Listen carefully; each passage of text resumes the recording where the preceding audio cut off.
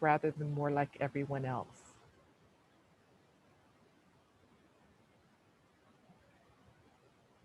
So, having said that, the way that we're going to structure our session for today is uh, the panelists and I have sort of spoken amongst ourselves, and we've come up with some questions that we're going to talk about. And I'll ask each of the questions, and the panelists will have a chance to provide their input. But we'd also like to have all of you, because we're all here as equals, uh, contribute as well. So after the panelists have had a chance to say some things, we'll invite your input either through typing into the chat window, and then Jinwin or Grant will read out your question. Or if you prefer, you'll be able to ask your question directly and or provide your input if you've got something that's relevant to the question. You can please do share with the rest of us, and that's kind of how we'll sort of go through the questions that we have, and I'll keep those as a surprise until they come up, and then there might be some time for more general discussion at the end as well. So, but first of all, what I'd like to ask, actually, this is my first question, which is question number 0, is I'd like to ask each of the panelists to introduce themselves and tell us a little bit about how you came to be here and what your interest in in this topic is, and your background and whatever you'd like to say. So whoever would like to go first, leap in. Ariel's mic is unmuted, so I'm going to say you're first. Hey. Hi, everyone. So great to be on this panel and to be talking with people in Burnaby. I'm a Burnaby native. I grew up here in South Burnaby, not North Burnaby. And I'm back living in South Burnaby after having lived in a lot of places in the world. I'm a teacher in the public school system. I don't teach in Burnaby, I teach in Vancouver, but I have 2 teenage boys who are in Burnaby at a Burnaby school. So I feel quite connected to all kinds of systems in place for education right now. I'm a ceramic artist at heart, but I do teach a whole bunch of different disciplines in the arts, as all and most art teachers have to do in their schools at the high school level and at the elementary level if they're lucky enough. So ceramics and media arts and drawing and painting and yearbook and media arts and everything you can think of, really. And how I came to this panel was through my good friend Grant and Grant's lovely wife Michelle, who I've known my entire life, and just literally my entire life. And it just seemed like a really great opportunity to connect and to talk about something that's really important to me and to hopefully everyone here, and hopefully spark some interest in how to make art not just celebrated, but to make art an empowering experience for everyone who participates, and to increase that participation in our lives and in our world, and not just with kids, but with everyone. So I'm really excited about the conversations that are going to happen. So yeah, that's me. Thank you, Ariel. Winnie or Rebecca, would either of you like to offer to go next? Sure, I can go next. Sure. Oh, my dog has decided to join me here on the couch. Thanks so much, Dawn, and thank you to Junwen and Grant for organizing this incredible community arts festival. So amazing to just always realize how many artists are among us, and really grateful for all that you contribute to the community, those of you who are artists. My name is Winnie, Winnie Tam, and I am a community member here in Burnaby. I am a parent of 2 teenagers. They both go to secondary school in North Burnaby. And I'm probably the one person on the panel that doesn't quite fit in. I'm not a practicing artist. I have a background as a teacher, and I've worked in arts administration and arts programming for over 20 years. Some of you know me from a visual and performing arts center for children and youth in Burnaby Heights that I ran and owned for 7 years called Art Space, and have been very privileged to work with some of you that are here on this call tonight in that space. And my current role is interim executive director of Art Starts in Schools, an organization some of you also might be familiar with. Art Starts provides innovative arts programming for young people across the province. And we also support teachers and artists with practical learning resources to integrate arts into learning. And we are also an organization that provides leadership and advocacy for arts and education. So I come to this panel because of that experience, but also a personal connection to Grant and Junwen, who I have the privilege of calling friend, neighbor, and community member. Thanks. Hi, everybody. My name is Rebecca Heyl. I also want to thank Junwen and Grant for organizing this and the festival, and also the Burnaby North Neighborhood House for doing so much for this, and Dawn for moderating. So I want to be a little brief because I'm hoping we're going to jump into conversation. Is everything okay? Is it with my mic, you think? No. Okay, I'll continue. It must have been some feedback. So I have, so presently, I'll start with the present because that's where I know where I am. And then we can maybe go back and forth. But right now, for the last 4 years, I've been working as an artist in residence in schools, public schools in Vancouver through a program called AIRS, which is Artist in Residence Studio Program. And what we do is we set up art studios in schools that have extra classrooms, and we create a space that remains in the school in which programs can be run. We're usually there 1 day a week, and the other days teachers are able to use that space.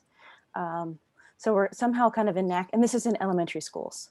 So you may or may not know, but in most elementary schools in this area, I don't want to say all of British Columbia, art isn't taught by an art specialist. It's another job that's put on the shoulders of teachers. And I guess our program was started because we felt that there was a really big gap. I didn't start the program, but I've been in it for a while, and I really love it, because we really get to, part of our job is to work with teachers and to figure out ways that our art projects can coincide with the curriculum that's being done in classrooms, and how we can enact different ways of knowing and artistic ways and material engagement that may also kind of go into the curricular elements that are happening in the classroom. So there's like a spillover effect. Oh, someone's coming in that I know. Just as you were talking about. I know. Hi, Maggie. So Maggie is actually the founder, the co-founder of the AIRS program, and it's exciting that she's here. And Tammy's here in Junwen, so they also know a lot about it. But so I've been doing that for the past 4 years, and it's given me a really great eye into the school, and also you know, what's possible, and yeah, I think we're in about 15 schools right now in the Vancouver area. So hi, Maggie. But I come to this role with a background in photography and photojournalism.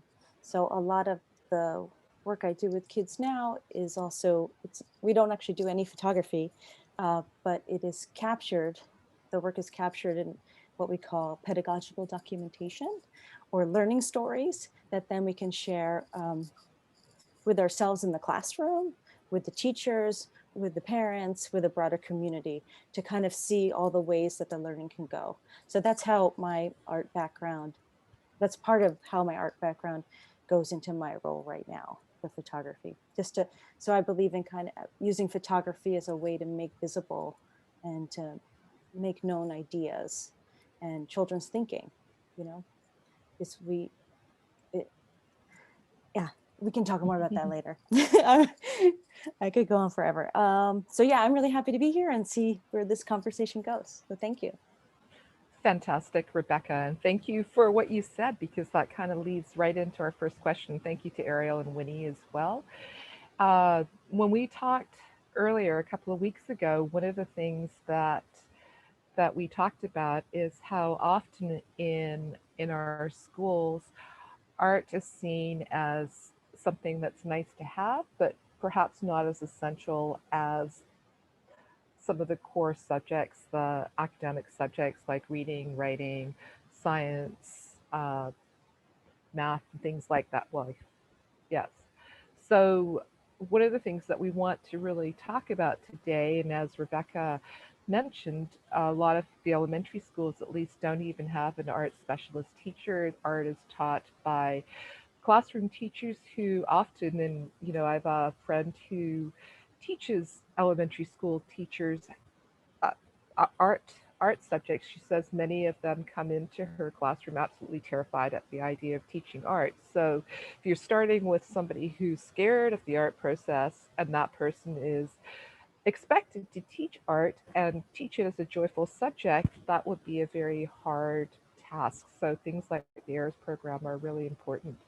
But our first question that we'd like to talk about today is, or to address, is how is art integral to those academic subjects, and how does art play a role in learning about those academic types of things? And whoever would like to get started, you can just unmute your mic and I'll call on you. Winnie. As the non-artist, if I can kick us off. I think especially as a non-artist, but as a former educator, this is a really great question, and I will leave it to those of you who do teach arts to talk more about the practicalities.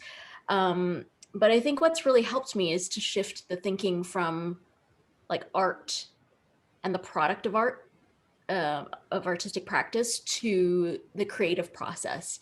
And so when speaking and working with educators who don't have an arts background, I think framing the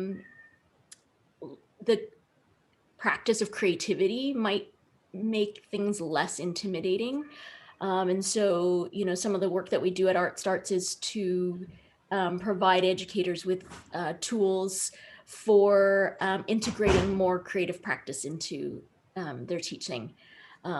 Because I think then it's less about product and much more about the journey of being creative, you know, and the really important skills that come out of that, like, you know, the mistake making, problem solving, collaboration, and this divergent thinking. Those are all part of creative process and creative practice, and of course definitely you know, leading to a rich product. You know, I was reading today about how rich process leads to rich product. And so part of that too is like partnering, just like you know, AIRS is a wonderful example. Art Starts does this as well, is to allow artists to work in collaboration with teachers in schools. I think that that also empowers, you know, teachers to be able to integrate more artistic experiences within their teaching. So. I'd love Rebecca? to tag on to that. Yeah. This idea of creative, you said practice of creativity. That sounds wonderful, actually, because it brings up the idea of practice, that this is something that we continue. It's not a one-off. It's not a, oh, we're going to make something and then we're done. So I think the word practice is always really wonderful, because we send I have a teenage son. He goes to soccer practice. You know, we spend time on certain other things, and they take a lot of practice, but it doesn't seem that the arts ever gets that same kind of recognition in the same way, as that it's a practice and it takes time to work with it. And I agree, we talked about this last time, but the art, like, I feel like the word art is often misconstrued, or the idea of a capital A, and it kind of scares people, art with a capital A, and it kind of scares people off. But if you said, or even they think of galleries and they think of kind of a commodity and a product, you know, I think it goes right to the idea of we're making products. And if it's about creativity, it's so much more about the process. And yeah, I do find that teachers, a lot of them are really, when I work with them, they're really, oh, I do that art so bad, I don't know how to do it.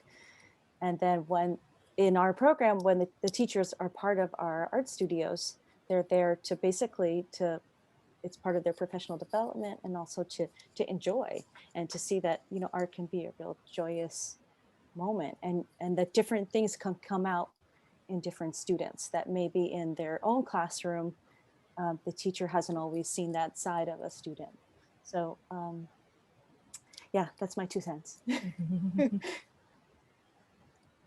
Ariel? Yeah, Chime in. those are beautiful ideas and sentiments, and I really appreciate. I've benefited personally, and my classes and my school has, from AIRS and Art Starts. I've collaborated with both of those programs in the past, and as someone who is inheriting elementary school age students into my high school art programs, I can attest to the fact that art doesn't seem to be a priority in terms of developing visual literacy in elementary age students in the same way that perhaps numeracy and literacy are.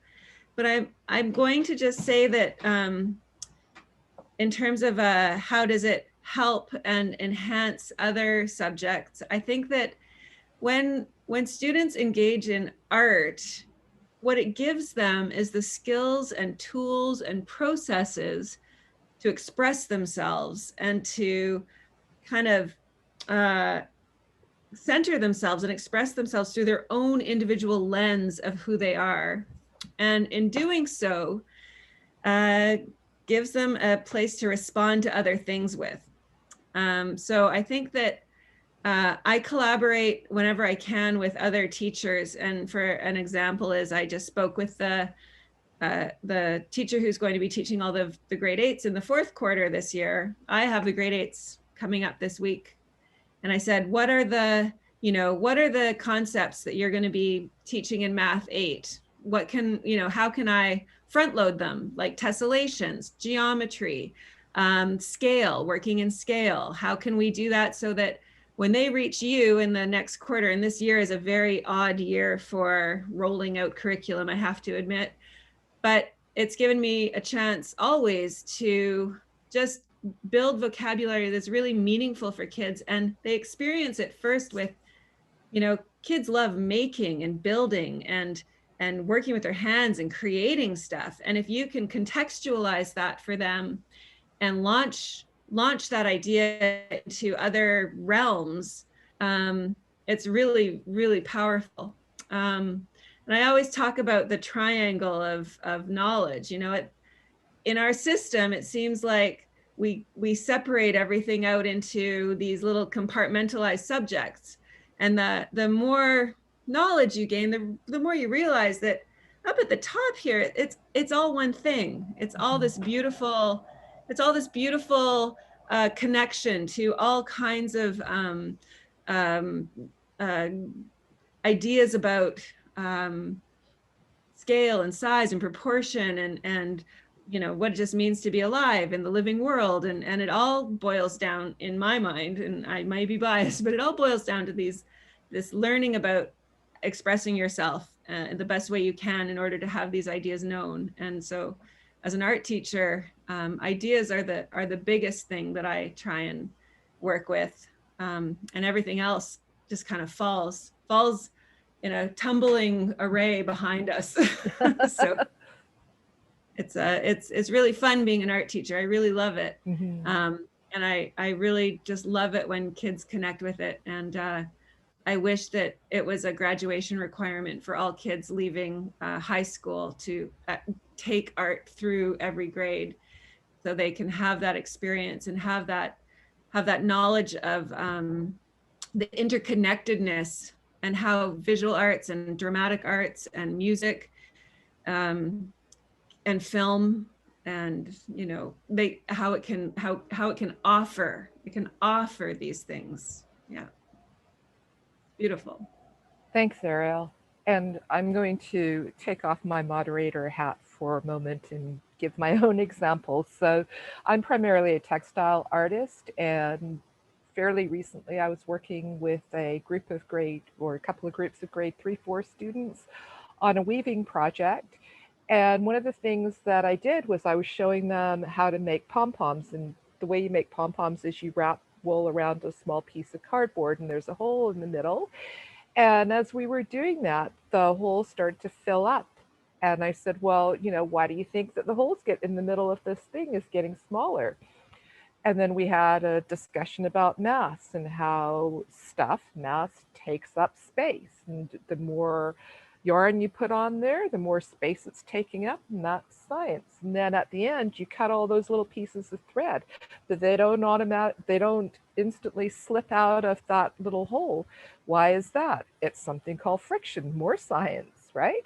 And those are practical things, and they're questions that kids do have. And it was a kind of a nice way to introduce some science into an art lesson, and some art into perhaps a science lesson. We also talked about things like, oh, this is taking a really long time if you're just wrapping one piece of yarn around and around and around. What happens if you wrap two pieces around at the same time, or 4 or 8? That makes it much faster. You can introduce math that way. And, you know, it's a different learning than sitting and adding 1 plus 1 or multiplying. And as a weaver, there's all kinds of math involved. And when I teach adults and I say, well, you're going to have to calculate how many, if there are 10 threads per inch and you want something that's 5 inches wide, you have to figure out how many threads that is. And I get these deer cotton headlight looks from adults. And I mean, it's not complicated math, but you know, that could be a way that kids learn math that has some practical applications, and just the dry numbers that are just swimming around in their head. And another example that came out, which is not math and science related, in case you didn't know, I have a science degree, so I think about science all the time. No, I don't. I think about art all the time, but science pops up. While we were doing the weaving, one little boy puts up his hand and he said, do they do weaving in Peru? And it was just completely out of the blue. And I think, yes, they do. Lots of weaving in Peru. And he was just interested in flags, but I was really happy that we were able to then, and just very coincidentally, I just come back from Peru on a weaving trip. So we were able to bring that into the conversation as well, and sort of include something that he was really interested in, and sort of make those connections. So I think that, you know, those are just some really concrete examples from one project that I've done, but those things come up all the time. And I'm sure that you all have examples of ways that you incorporate other learning, even language learning, into art projects. So I think now that we've all had our say, including me, we can open it up. And I know I saw some comments that came up in the chat. Somebody had mentioned a book that sounded really interesting. There were a couple of other things. So if Jinwin, if you'd perhaps like to read out the comments, and if anybody would like to say anything, there's the little hand up icon, or you can just put your hand up physically, and then we can call on you and you can have your say and provide your feedback as well. Yeah, so we just have a comment here from Tammy that says that art is a whole brain exercise and it's connected to everything. And Jesus says that recommended the book, The Live Wired. He thinks it's a perfect complement to this conversation. And then our Grant is asking, art through every grade? Yes, please. Grant, you're just talking to the choir here. I know. You know, like, anyways, and I see that Kathy has her hand up. So Kathy, you can unmute your mic. Yes.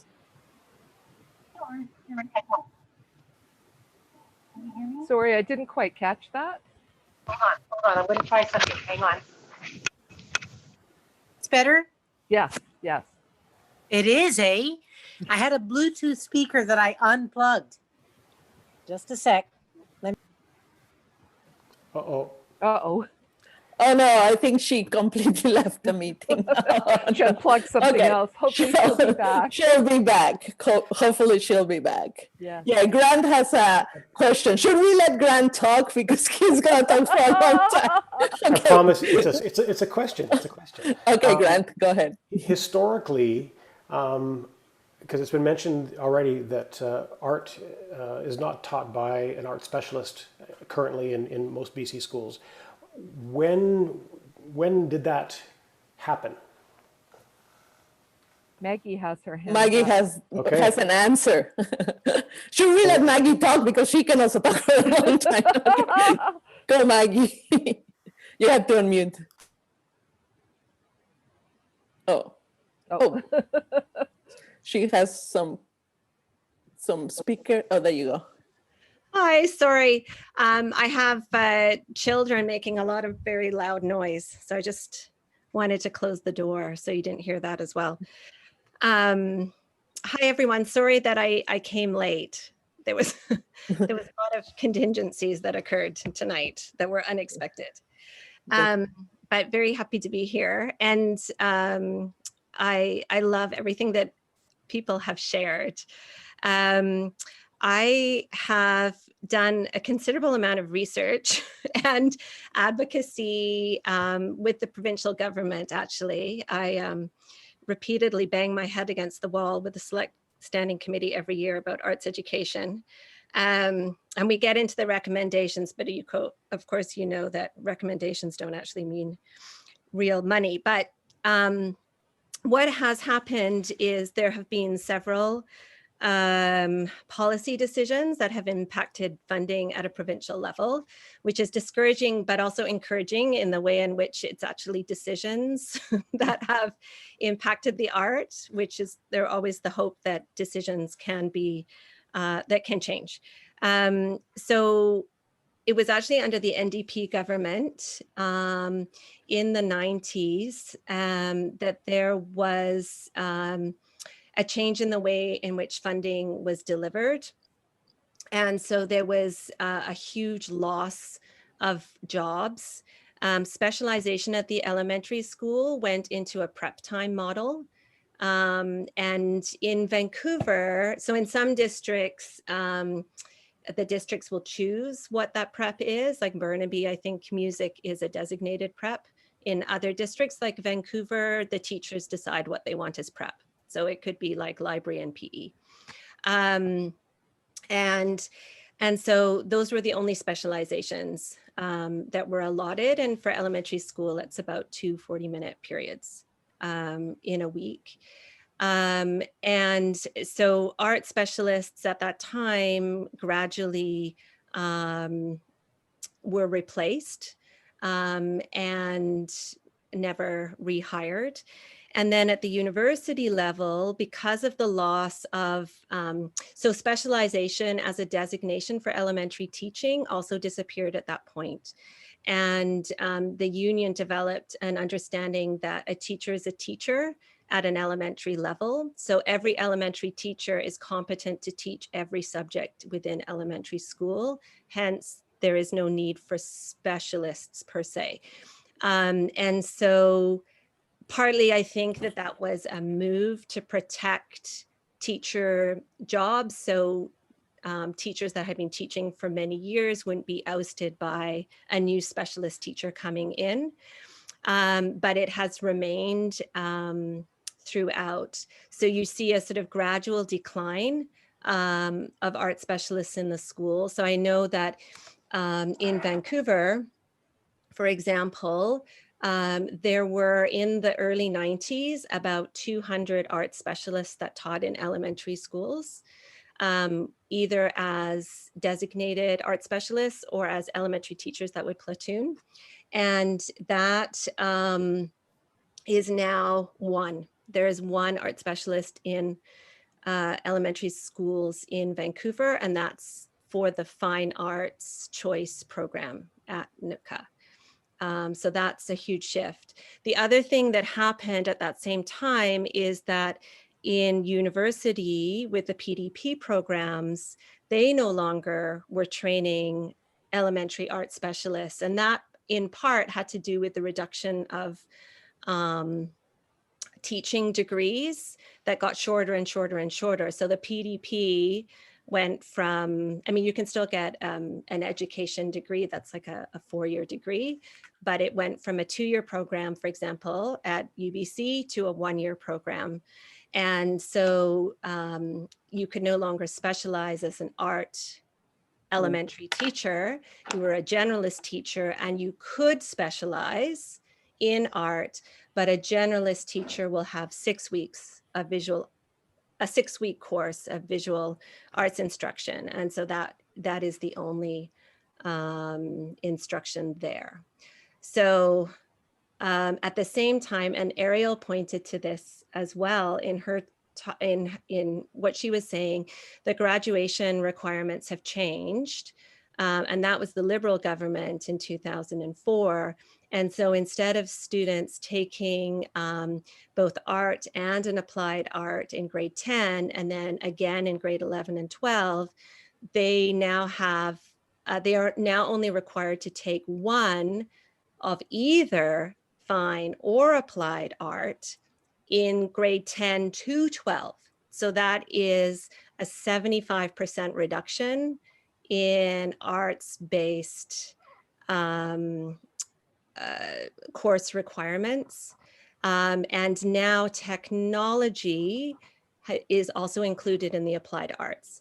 So a child could go through elementary school and high school with a one, I don't know, is it 10-week rotation in grade 8? Which, if you think about art as a literacy and as a way of knowing and seeing the world, that is not a sufficient amount of time in which to really nurture and grow that capacity. And I think that's what it is, really. We are missing out on a human capacity and nurturing that, which is critical to our social well-being as a society. Thanks, Maggie. And I think that Kathy is back now, and we'll get back to her question now too. Kathy. Can you hear me? Yes. Oh, good. So I was connected to a Bluetooth speaker, and as soon as I disconnected it, everything went haywire. Oh my goodness. I just want to thank you for being there tonight and for being in the neighborhood and just being there in the world. And I just want, if we're still on the question of how important art is to a student, that's still the question, eh? Yeah. Okay, yeah. Good. Well, I'd like to share what it was like for me as a student having my art class. Okay. Yeah. So I started drawing as a kid. I would be at the kitchen table and I'd draw the cartoons. I would draw Dennis the Menace, and I just loved drawing. And when I got to high school, I was a very lonely kid. I was a loner. I didn't know how to mix in, and except in art class. And I had two art teachers, and they were both Ukrainian. And I say that because they brought that flavor to it. And they were very stern and strict, but they and they had white coats, long white, like medical coats, but they were fabulous. And that place, that was my happy place. And it's so much so that on my lunch hour, I didn't mingle with kids because I didn't know how to do that. I went in and hid with the art teacher, and he would share his lunch with me, and I would learn even more about art, right? And and then in university, I was making choices about what I would do, and I did a major in political science, but I did a minor in fine arts. And what everybody was saying tonight is so very true. It's such an outlet to express oneself, one's soul, and your brain and your body and everything does things differently. It's just different. It's a space that you fill with you, and it expands everything, your mind, your feelings, your soul. So, and I remember my art teacher in university saying to me, so I thought I would go to law school. And she said, what a loss. You know, do the art, because I loved it. But anyways, that also helped me make choices in life. There's the art, there's the law, like, you know, you have, right? The sciences and all that, they're all geared in a different way. So thanks for letting me share, and thank you. Just thank you. And you know what? Thank you for sharing that, because that perfectly leads into my next question, which is, and this is something that we've talked about a lot, and it's come up in the discussion that we've had so far around how things aren't in silos. Like, there isn't math by itself and English by itself and art by itself, that everything is everything. It's all related to each other. And, you know, that sort of integrated approach to learning and problem solving is so important in the world that we live in today. And that's what we want to talk about next, is how can art be used to address some of those big ideas, whether they're social ideas, environmental ideas, ideas around diversity, finding places for people who don't feel like they fit in other places, that give them an opportunity to express themselves. How does art do that? And I think that what you just said is exactly speaking to that. So I don't know, do you think that our panelists can follow up that passionate example that Kathy just gave us? Anyway, you guys can try. Who wants to bravely march in there and go first this time? Oh gosh. Rebecca. Yeah, hi. I actually have a visual that I thought we'd probably get to at some point, but this might be a good way to break into it.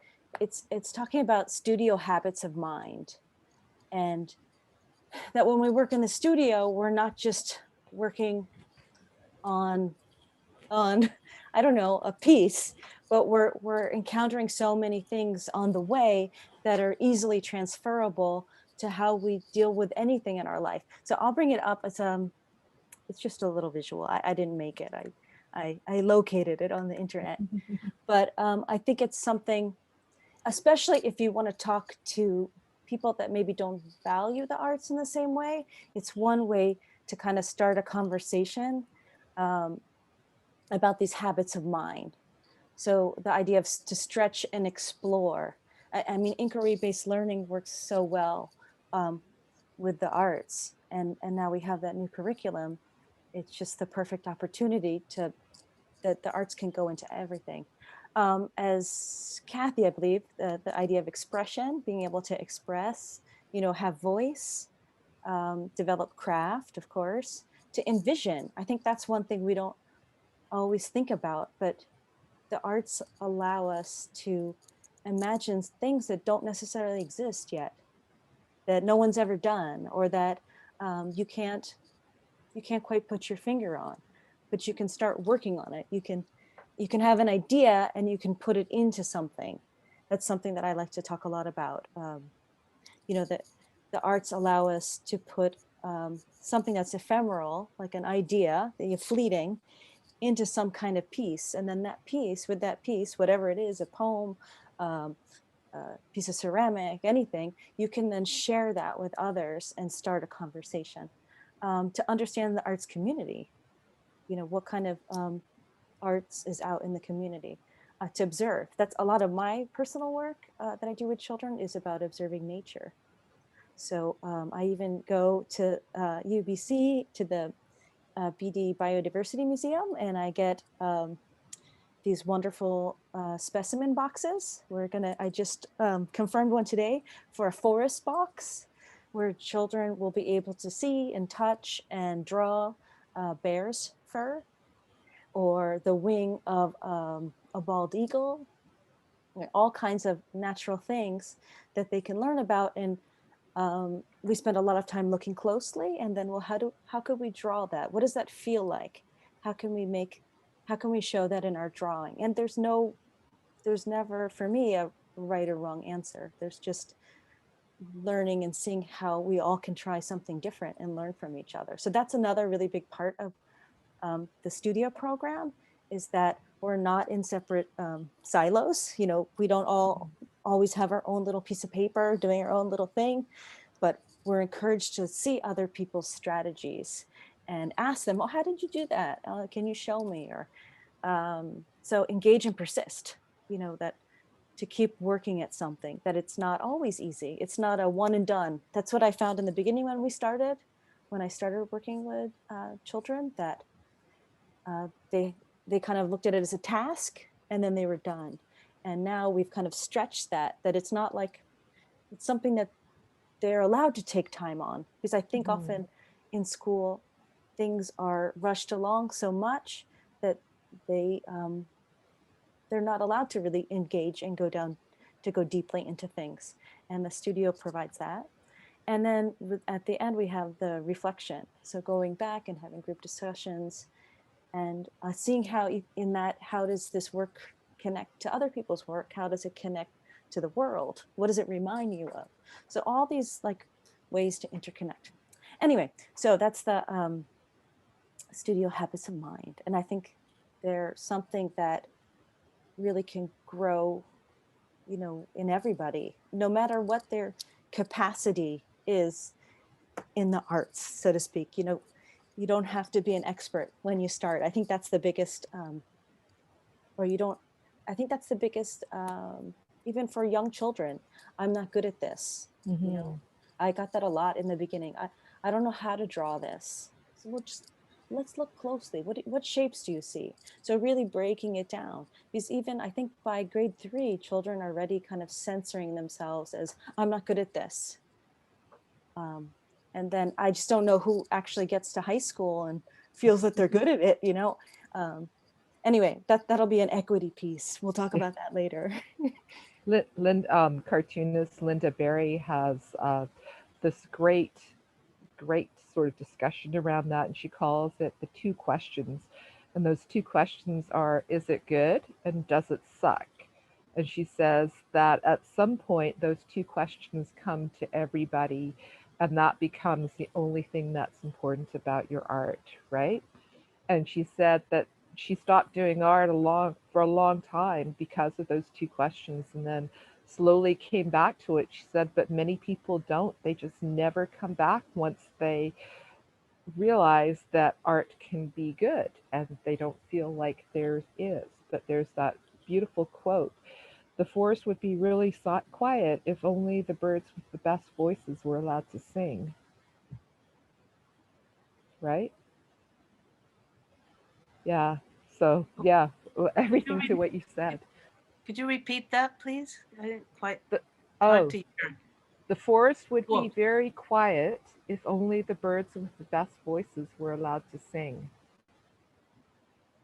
And I probably sort of changed it my own way because I'm an artist and that's what I do. Winnie or Ariel, would you like to weigh in on the subject of big questions and how we can address them through art? Yeah, I'll speak to that. I mean, I love the meandering way this question is being addressed. It's really beautiful. I looked at your work, Rebecca, and your links that you sent, and it's very powerful. And your photography was just gorgeous, especially the trip you made. It was it to Israel and to the Palestine. That was very powerful work, and talk about a big idea. And I think yeah, it was just gorgeous. And I think part of the beautiful piece of making art with kids, and you know, I always start, I do an art foundations class, and it's multi-grade, and there's kids in there from grade 9 all the way to grade 12, because there's never enough. I work at a very small high school, and so the cohorts of kids are never big enough to have a full complement of grade 9s, because there's not 30 grade 9s. So they mix at grade 9, 10, or, you know, often I have grade 9 to 12 in the same class. And I never assume that because a student is in grade 12, that they are more capable than the student in grade 9. Maybe with their skills, perhaps, if they've worked at it and persisted and developed, but more often than not, a student will arrive in grade 12 art never having thought about art since elementary school. And I will talk to them about their experiences. I say, you know, in kindergarten, you probably got a journal that was full blank pages, and you were told to draw your experiences, and you would go in there and you'd get your crayon and you'd just draw, and it'd be so wonderful, and you'd have these magnificent drawings. And then in grade 1, you were probably given these, you know, you started to learn how to print, so you were given these half journals, half a blank page and then half lined on the bottom. They're like, oh yeah, that's right. I said, yeah. And then you were allowed to draw on the top, and then the bottom you had to write about what you were drawing. And they're like, yeah, that's true. I'm like, okay. And then in grade 2, you were given fully lined. There was no room to draw, except some of you did, didn't you? And they're like, yeah. So some of you actually went and drew on the lines, didn't you? You drew like all over the pages, and you didn't write at all, did you? And they're like, that's right. I'm like, yeah. And then probably every group activity that you were in, you were the one who drew, weren't you? And they're like, yeah, they always made me draw the poster, and they made me draw the stuff. And I'm like, right. And it was awesome, wasn't it? And you got encouragement, and you learned how to do it, and you felt good about it, and you kept drawing. And guess what? You're probably a really good drawer, because your peers and everyone around you encouraged you, and we knew you were going to keep doing it. And then you arrive in my class and you're a great drawer, but everyone else stopped drawing in grade 2, right? And so you are here in my class, and we're just gonna have fun. Art is not about drawing. Art is about ideas. Art is about responding to ideas through expression, and that can be a sculpture. That can be a photograph, a collage. It can be about anything. And so whenever I approach art projects with my students, the first thing we do is really, I make sure they're confident enough in their skills that they can tackle the issue. But really, we start with a big idea, and we start with something that we can talk about first and become familiar with in a global context or in a community context. I'll just let you know that the school I teach at is an inner city school, and one of the big issues in our community right now is homelessness. And so these projects that we talk about and what kids bring up in their own, like by their own virtue of lived experience is really poignant and pertinent. And I teach a lot of kids who are, there's one art class I'm in right now, and there's a boy from the Congo who arrived in Canada a year ago. In the same class as a boy from Syria who arrived in Canada 2 years ago. In the same class as 2 Indigenous kids, and in the same class as another, a couple kids of European settler descent. And that's my class, 6 of them. So, you know, we're talking about big ideas, and all of their ideas are big. All of their ideas are big.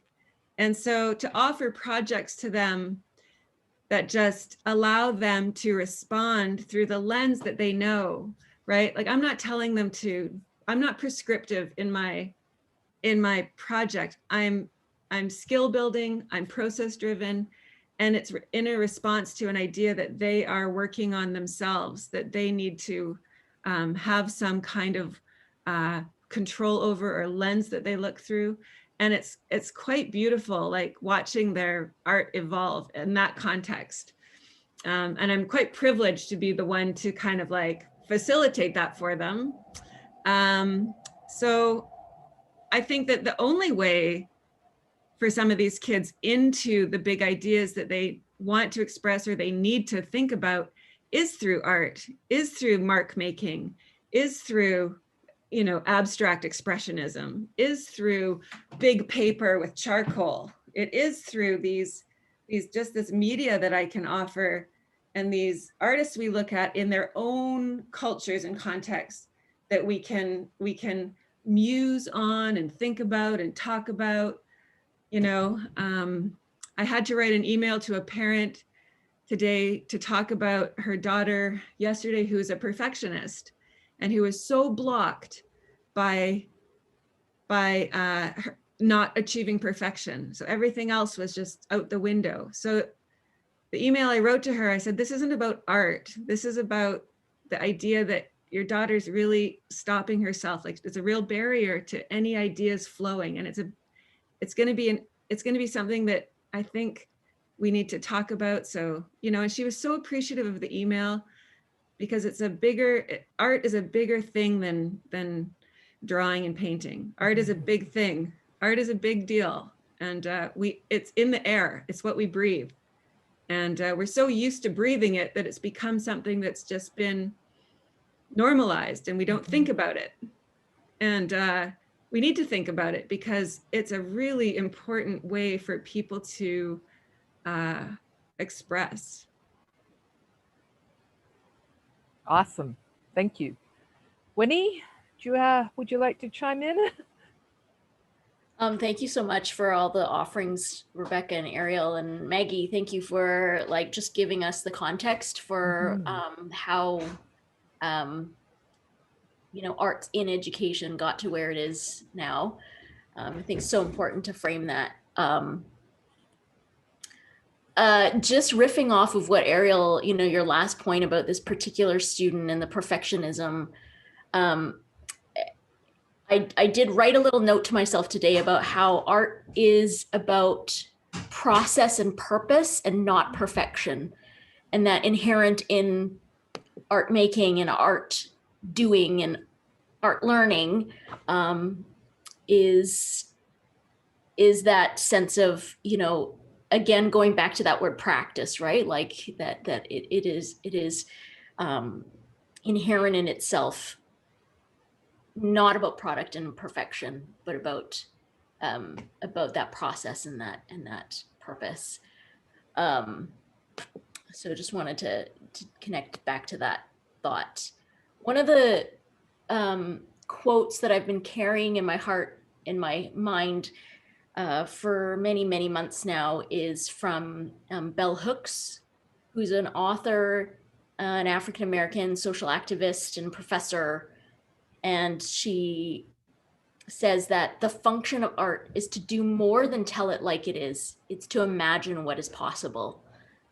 And how, for me, that relates to, you know, using art to facilitate discussion and understanding about big issues is that, you know, art is what touches us and moves us in ways where we then connect to our imagination, and we can conceive of things that are not yet. And I think that social justice, environmental and climate justice, those are, you know, there are possibilities, right? And art helps to open us up to possibilities.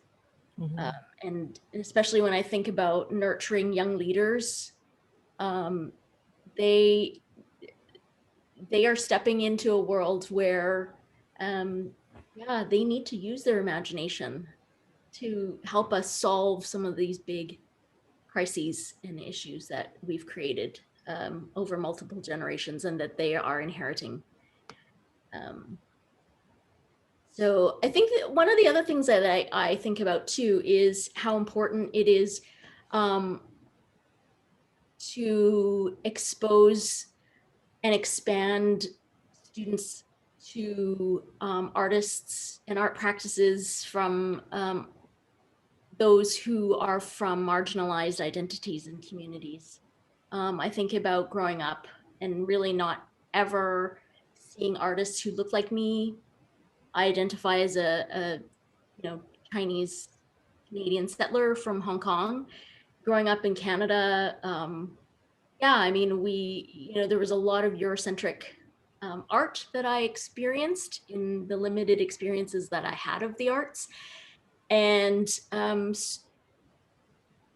I don't mean this, like, I don't mean representation and diversity in art experiences and exposure, just the sort of like festivals idea or that idea of like, tokenistic or stereotyped art from various communities. I think for me, it was so powerful to see like a contemporary artist of Chinese descent. Like, to me, that connection, not necessarily to traditional art forms from my, my cultural background,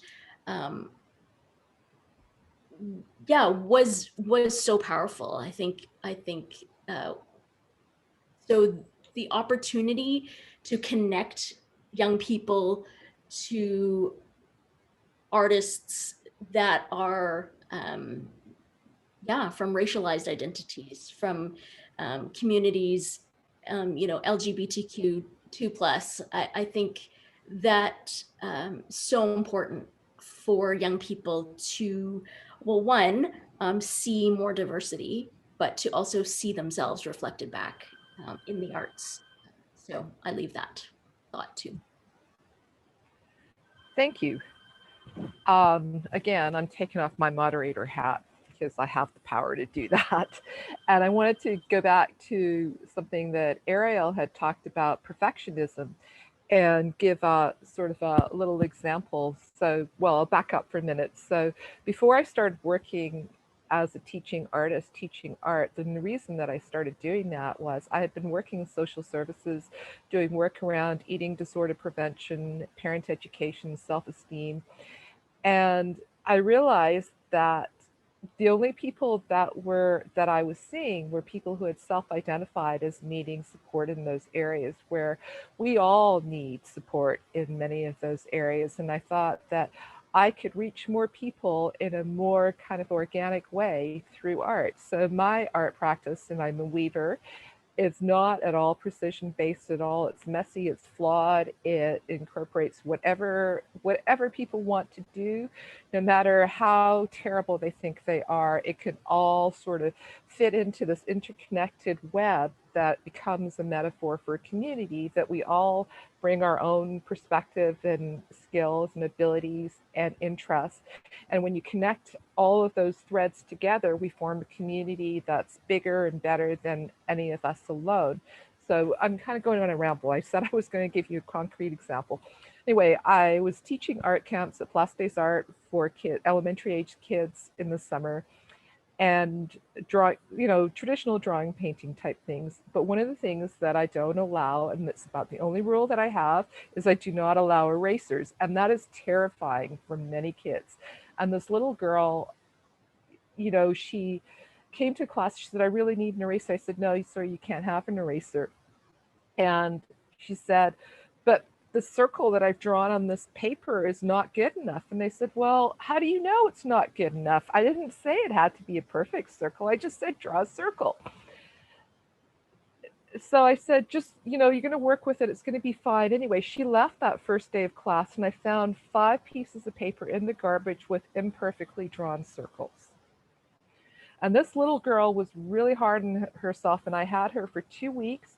But by the end of the second week, she was just throwing paint on the page, and it was just a big mess, and there were blobs everywhere, and she was just having the best time. She was just thoroughly enjoying herself. And she said, I'm going to turn this blob into a witch. And she was just like with abandon drawing this witch on the paper. And I said to her, I said, do you remember the first day you walked into this class and you couldn't draw those circles? And she said, yeah. And I said, do you remember how you feel right now? I said, think about how you feel right now and compare that to how you felt that first day you walked into my class. Do you see the difference? And I said, I want you to go out into your life and experience this joy and abandon and lack of caring for the rest of your life everywhere. And I don't know if she did, but I know that my daughters occasionally tell me, sometimes things happen in my life and I can hear your voice in the back of in the back of my head.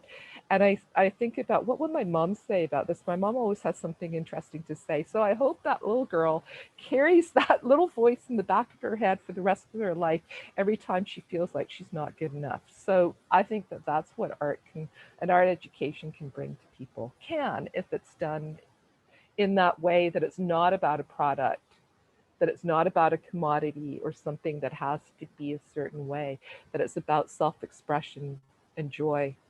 And talking about diversity, so when I'm doing the weaving, I talk about how, different people's weaving is different sizes, different colors. It has lumps and bumps. It's just like all of us, right? We're all different. And that doesn't mean that any of us is less valuable or less good than somebody else. It's just different.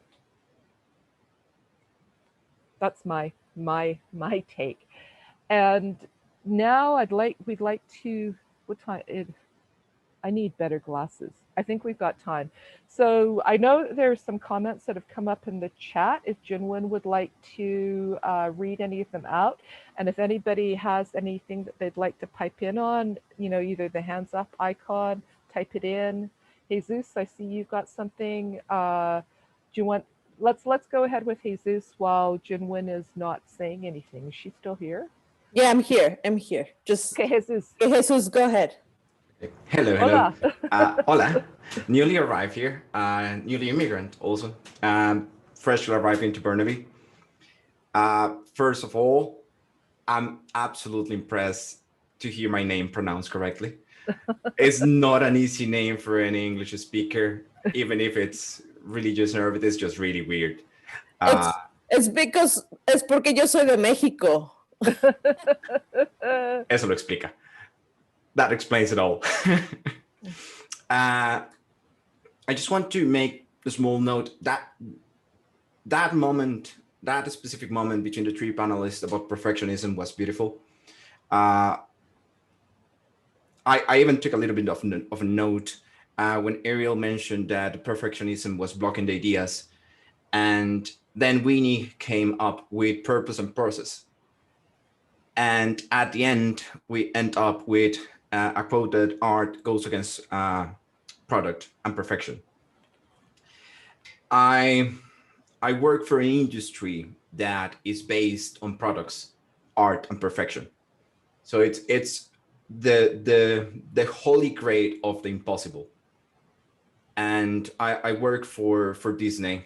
I work in the movie industry, which is one of the harshest areas that you can work as an artist, because it's based on really knowledgeable and with amazing eye of every day going and destroying what you do, and every day taking it to the utmost perfection that you can to show it the next day. And one of the things that the only way that you can survive that is iteration. So the perfection in art doesn't exist, but the iteration that you can get through the process, it's what makes the result valuable. it's not just the process, because the process is a self-learning curve, but the iteration over a single small little note or small little error can lead to a grandiose idea. And taking into that, I will have to go against the quote that Winnie said, sadly, that I think that product can be achieved in art as long as it has soul and intent. Because what's important is iteration will be to repeat and repeat over and over again over the same process. So it's the process of repeating and pruning slowly until you have like the grinding of something, until you get the smooth at the end of the pad. You can think of the katana process of smelting, and I think that that's the closest that you can get to perfection in art. And like living in an industry like the one that I live, that your result is not just for artists, it's for everyone else, and everyone else compares it with the one before and with the one that is next to it. So there's no way that you can get to everyone, and it's always going to be bad or worse than the next big thing, and it's always idealized. And the way that you can get into this, it's just by iterating and just to trying to prune and find perfection.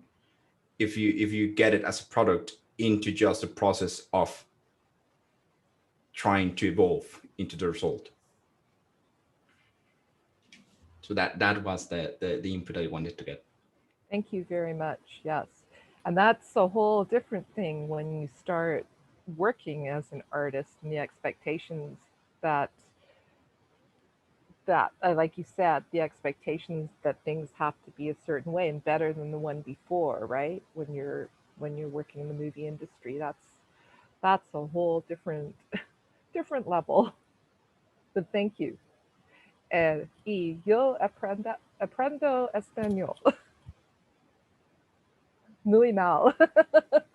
Gracias. Now that the first, just the fact of trying, to be honest, Spanish itself, for an English speaker, like it's very normal for a non-English speaker to learn another language, but for an English speaker to go through the process of learning a new language, it proves interested, not survival. So it's completely different nowadays. So what I said was I'm learning Spanish, and as a weaver, there's a lot of weaving in the Latin American world, and I've spent time in several different countries, but my ability to communicate is very limited, so it's partially self-serving. But also, as a teacher of students coming in to learn art and feeling fearful, and I tell them that it's okay to make mistakes and it's okay to be imperfect. Well, I need to model that as well, because art is easy for me. I don't have those insecurities about art, but I certainly have them about other areas. And, speaking a different language is difficult for everyone. So I'm modeling I'm practicing what I preach. Were there any other comments or questions that people have? I was just going to say that I really believe that part of my job is to model mistakes all the time and out myself as, I don't know how this is going to turn out, guys. I'm going to do this demo. Let's just check it out. I don't know. And then sometimes they're horrible. Like completely, they're like, Ms.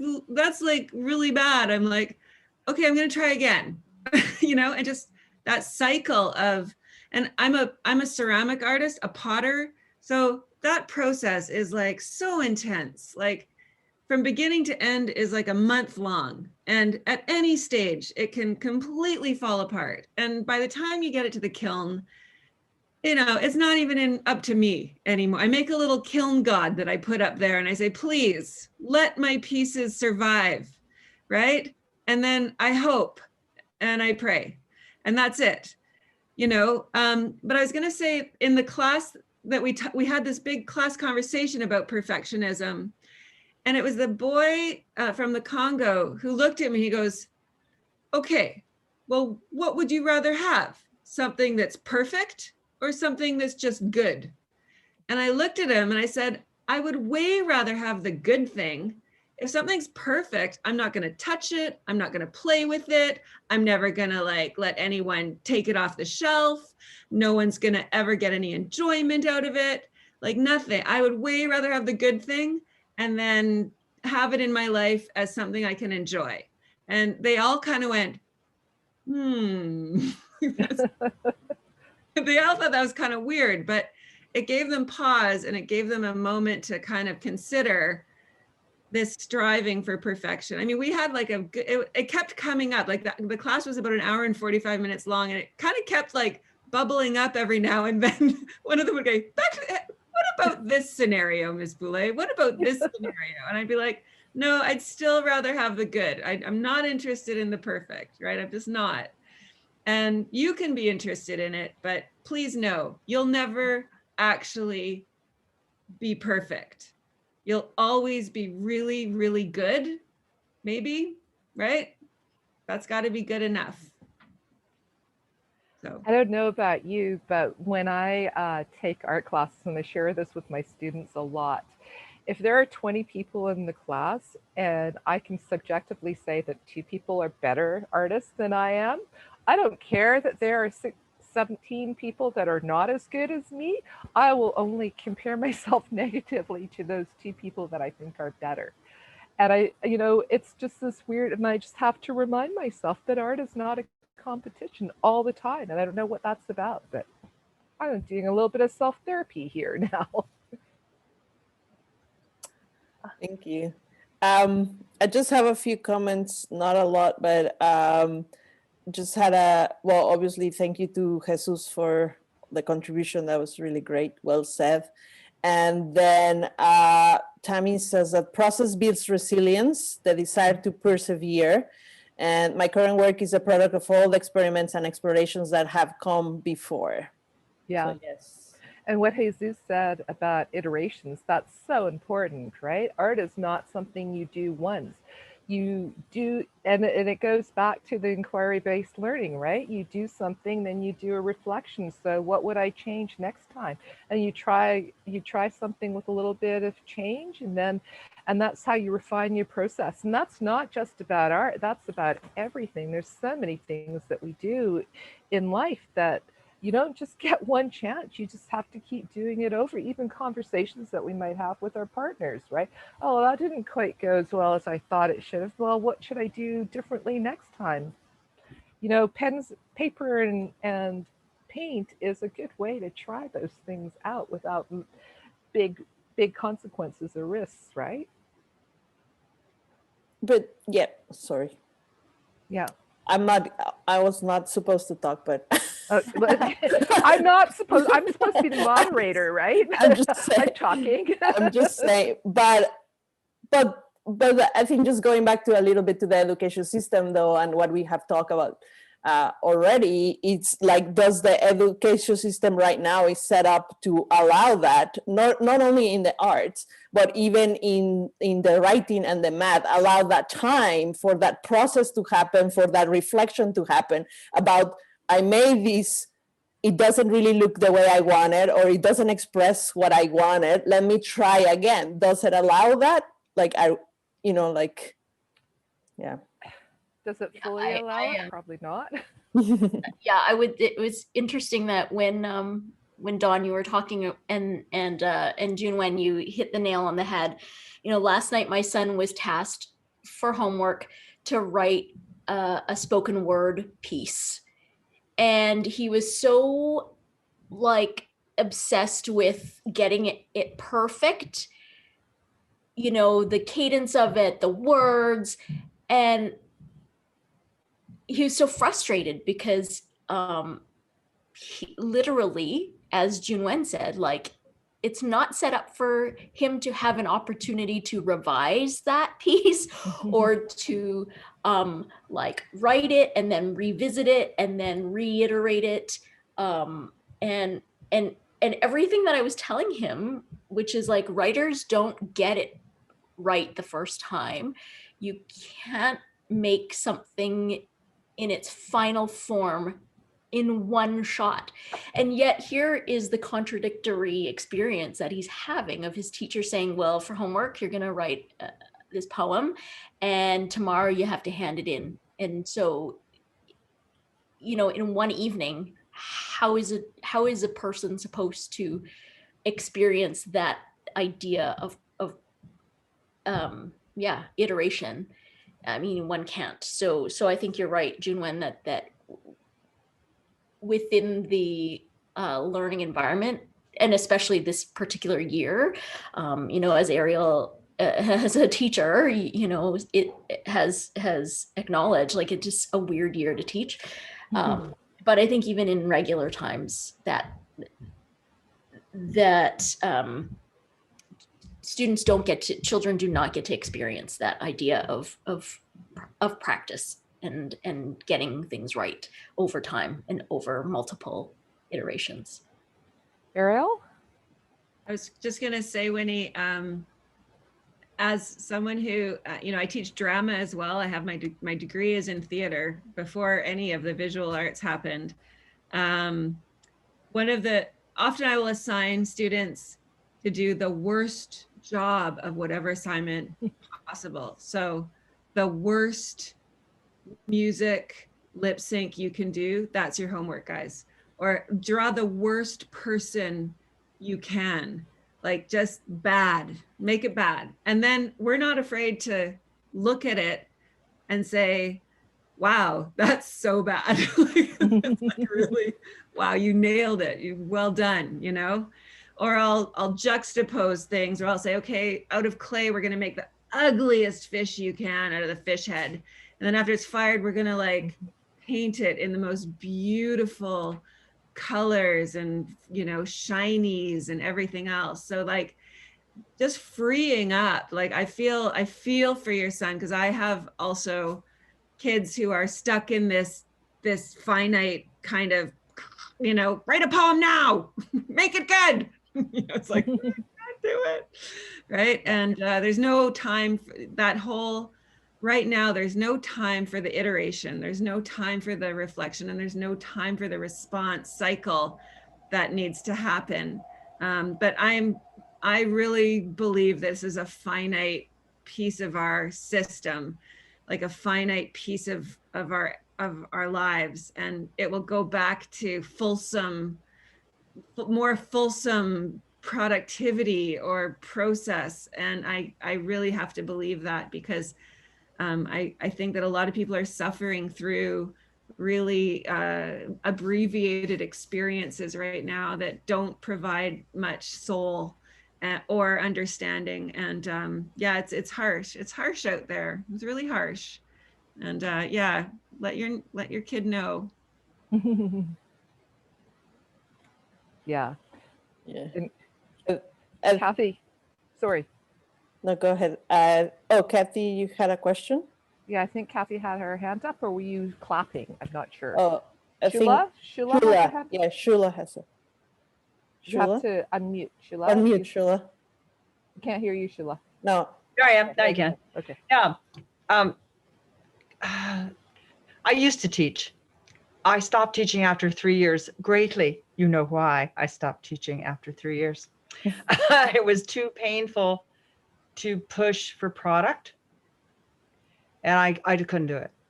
And a story that I heard about in a writing class I took about this man, very famous, I can't remember his name, it's been a few years ago, author who wrote a book. He was quite an activist. He had gone to jail. It was some African country where there was great conflict. And he had written this very famous book. And 10 years later, he rewrote the whole thing. And people were shocked. It wasn't just an update. No, he rewrote the whole thing. And he said, well, it took me 10 years to actually think it through. You know, I got stopped. I needed 10 more years to actually get there. And I think it's kind of, I don't know, something maybe to do with kids in class is to assess or just think about, how did that particular project feel for you?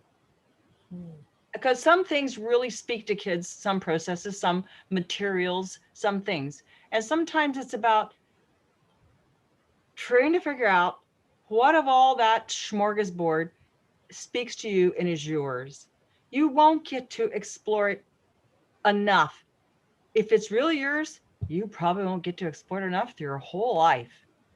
But at least you get to taste many things if you're lucky, and figure out and make a note to yourself in your journal or in your heart. That was mine. I'm going to eat that a lot. Not just in class. I'm going to eat that out there. Mm-hmm. Yeah. Yeah. Yeah. Yeah. Maggie? Maggie, did you? Can't hear. I'm Yeah, sorry, good. I was trying to unmute. Yeah. Yeah, I love the conversation and the trajectory and this always the tension between the process and the product. And I think for students, and partly because the arts are so devalued, and we see the arts, or the arts is seen as being produced by a genius or someone that has special talent. And therefore we don't need to actually educate, because if you're going to be born that way, you're just born that way. It's not something that everyone has the capacity to do, which we all know is not true. And so there is a lot of fear. There's this expectation that somehow something will be sort of fully formed, right? Like that you have this idea, and what comes out, you have this image of perfection, right? And because the process is not taught in school, and you don't have that experience with it, when you run into difficulties and when it's not working, you're seeing that, or kids see that as an indication of failure, or an indication that they are not creative, or this is not their talent. And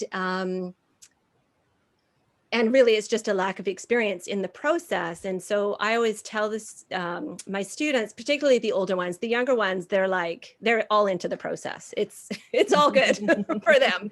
And say that, the art making process has an arc.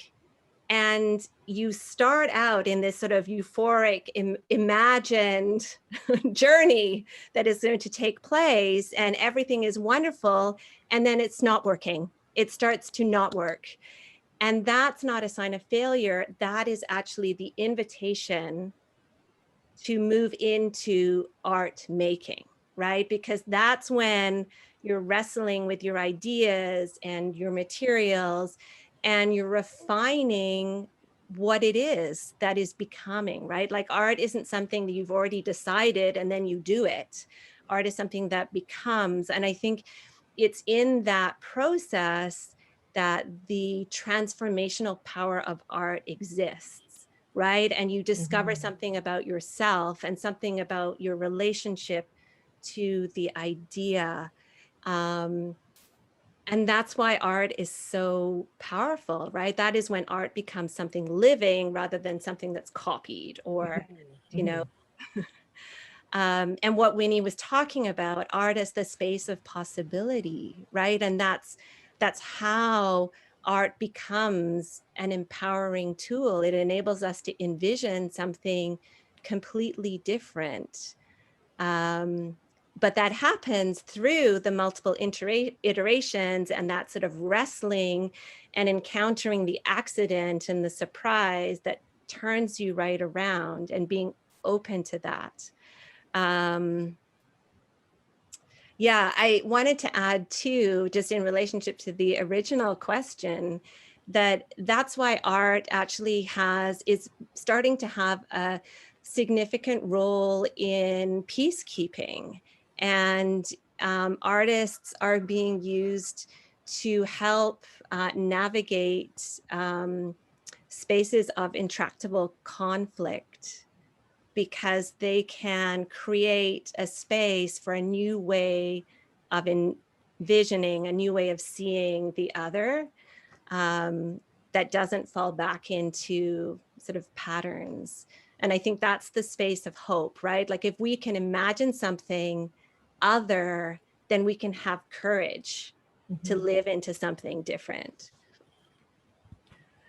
What you just said, that I mean, that is that is as big as you can get, really. But I wanted to add, when you were talking about the process and things, I was at a workshop with a well-known textile artist named India Flint, and something that she wrote on the board at the end of the class was, everything is beautiful in the end, and if it isn't beautiful, it isn't the end.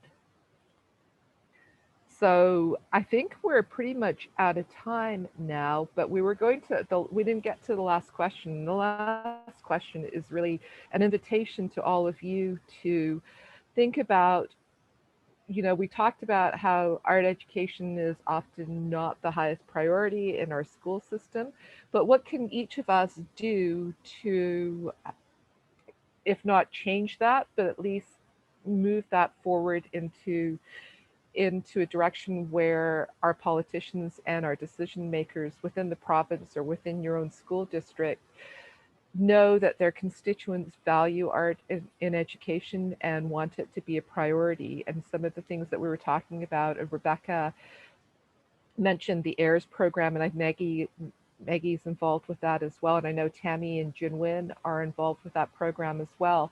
And that is a program that brings professional artists to work in elementary schools in the Vancouver School District. But I believe it's only available within the Vancouver School District. And the program that Winnie works with, Art Starts in the Schools, supports artists, professional artists, to go in and do a special specific project in schools throughout the province. And similarly to the program that I work with, the Vancouver Biennale also pays artists to go and do projects within schools. So those are some examples of ways that artists can engage students in the school, but it would be really helpful if all of you could think of ways that you can make it known to the decision makers, the people who fund these types of programs, that these are important things that you value. So talk to your local MLA, talk to your local parent advisory committee, I think they're called. PAC stands for Parent Advisory Committee. If you have kids in school, or talk to your contact your local school trustees. They're elected officials, and they should listen to their constituents and listen to what you think is important. And I think I'm just going to put up one last quote here that Winnie had shared with us, that I think really is so important. It really puts us into context. After all, our future doesn't just include young people, it depends on them. It won't be long before they step out of their childhoods and into our increasingly troubled world. If we want them to have the creative powers necessary to solve the problems we're leaving behind, then now more than ever, students need the arts. And that just really says it all: creative powers and problem solving. So, and this was from a Time magazine article. It's available online. It's from December 21st, 2020. And it's it's from an article by Frank, Gary, and Melissa. And I did not misspell her name. That's the way it's spelled in the article. Melissa Ferrucci Shriver. And I'm better at pronouncing Spanish than Italian, apparently. But there you go. And I've got a quote, something here. Ariel says, I ask students if they're struggling or if they're feeling like this is tough, and they say yes, and I say good. That's the right feeling. Welcome to being an artist. So that is, oh, and something has taken over my screen and I can't stop sharing. There it is, stop share. Okay, so I think that's all the time that we have. And thank you all for your input, and I would love to continue the conversation, but my husband's making me do work stuff tonight. I have to go pay bills. Thank you, Dawn, very much. I'm gonna just stop the removal spotlight so we can all see each other. But thank you very much, Dawn, for moderating these. thank you also for the panelists, of course, Ariel and Winnie and Rebecca. And thank you very much, Maggie, for joining us. That's amazing. I mean, I gotta be honest before everybody leaves. I was in my dream world. Like, I could live in this space forever.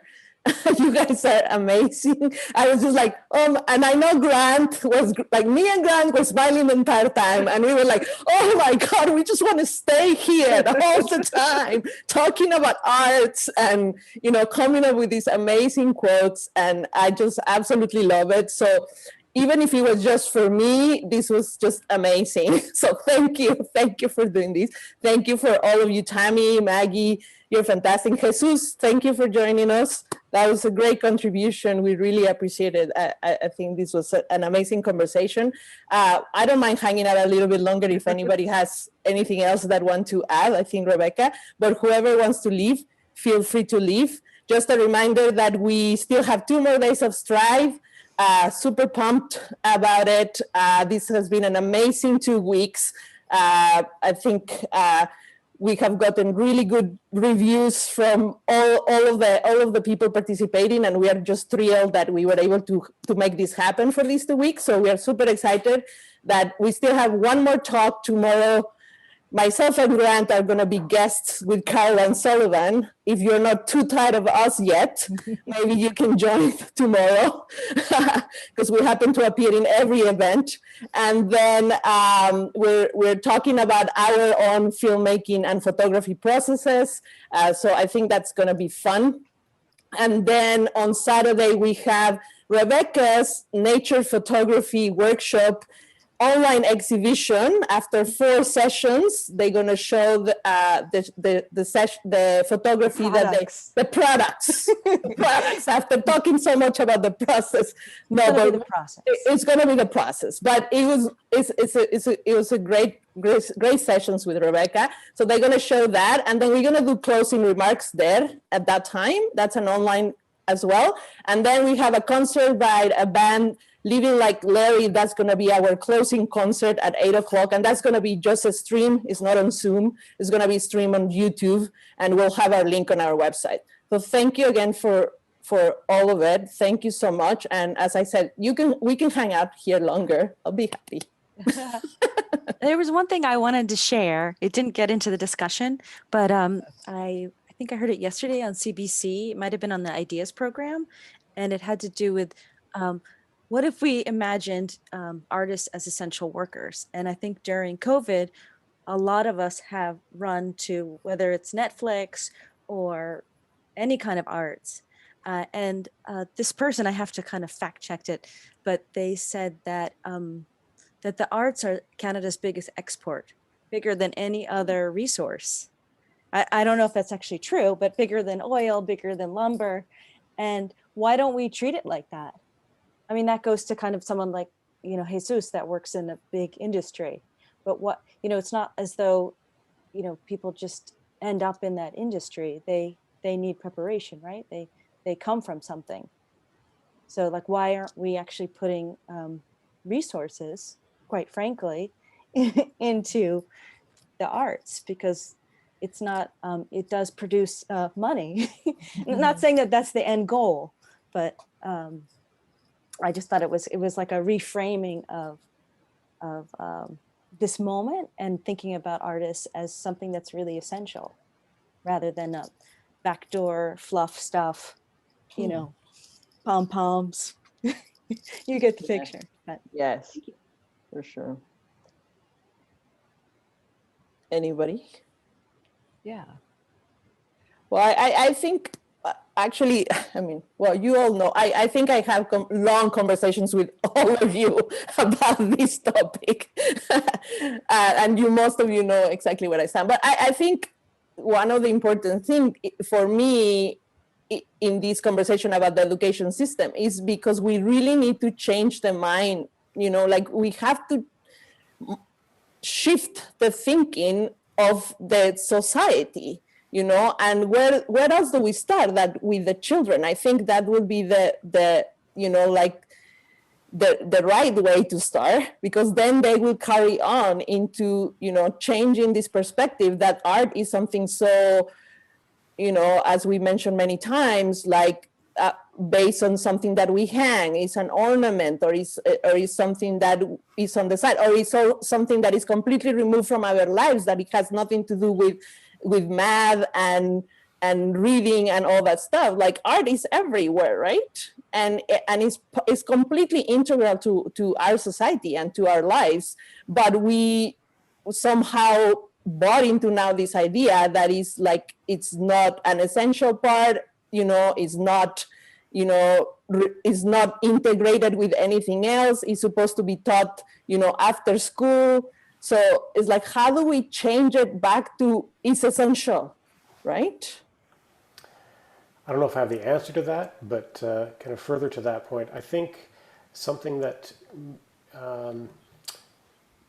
makes art get sidelined a bit is that it's hard to grade, it's hard to mark, it's hard to assess if something is the correct answer or not. And at least in Western society, as far as I can tell, that's held in high regard. If you can remember things, memorize things, regurgitate things, you're considered smart. There are lots of people who can innovate and cross-connect within those fields, and they are celebrated for sure. But I don't think that people get art enough to allow it to flourish and to be okay with not getting it and understanding it. It's not supposed to be something that's understood. It came up tonight, I can't remember who said it, I remember writing it down, that art isn't, Ariel, I think you may have mentioned, art isn't about drawing, it's about ideas. And that we've circulated around that many times. And I think that might make some people uncomfortable, to be honest. Is that too blunt a stance to take on that?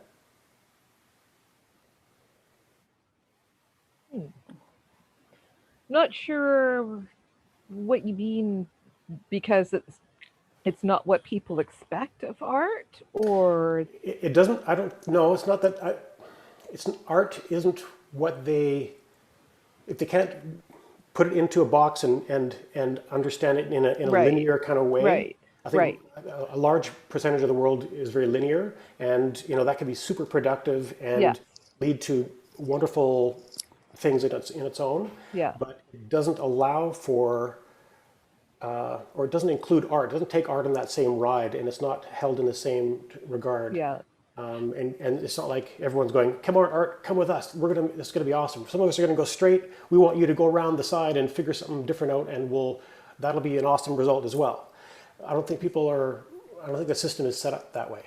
So if art doesn't result in a pretty picture, if it's, something that's conceptual or idea based, like you said, that my daughter has this really great phrase that she used once, and I love it. She says, the kind of art that people who don't know anything about art like to make fun of. So, I'm thinking about things like Yoko Ono's Dada and Flux's art that is nonsensical but brings about discussion and brings about, an introduction to ideas and concepts that you may not otherwise be able to access, right? Yeah. But that kind of art makes people uncomfortable because they don't know what to do with it. It challenges us to think and to question our understanding of reality. Yeah. And Yeah. that can be difficult. Yeah. Hard to put some people don't like being put in that position. Yeah. So they just say, I don't Yeah. get it. Yeah. And they just move on. Yeah. Whereas if you spend some time there, and it's quite systematic. It comes from a very young age as well. They're you learn to you're either an artist, or you either like or get art, or you're none of those things. And I'm fine with that. So that's their quote, not mine. So they diverge from that idea of creative thinking and all the things that we've been talking about tonight, and they leave that to the artists, in quotes. Some of them kind of venture in and they use art as a product, or they look to art and artists for entertainment, but they don't think of themselves as having art inside them, or the creative tools and the joy or the the immersion of arts as artful living inside them. They don't realize that they do. I think it's a little bit about like consumption. Like we think art is just to be consumed in some way, you know, It's a bought and thing. sold, but Yeah. also that you have to get it. You know, oh, I got it. You know, I understand it. I get it. Let's move on. And if you don't get it, you know, that I guess the idea that art is to be experienced and to be questioned rather than consumed. I don't know if that's that clear. Yeah, somehow? that's kind of where I'm going too, and I think that's partly where I think the idea around art gallery snobbery comes from. Whereas if some people are super intimidated by going into an art gallery or approaching art that is non-representational, for example, and they think, oh, everyone else gets it but me, or that person, that really nicely dressed person at the white desk in the white gallery, they get it and I don't, so I must not belong here. So it's I'm not saying we can solve this overnight, but and maybe I don't know if it can be solved. It's not a problem to be solved, maybe, but I think on an individual basis, you know, we as artists, I think, have the responsibility to nudge the people who don't think they're artists to change their view, and I think that might be something there. These are beautiful opportunities for education, right?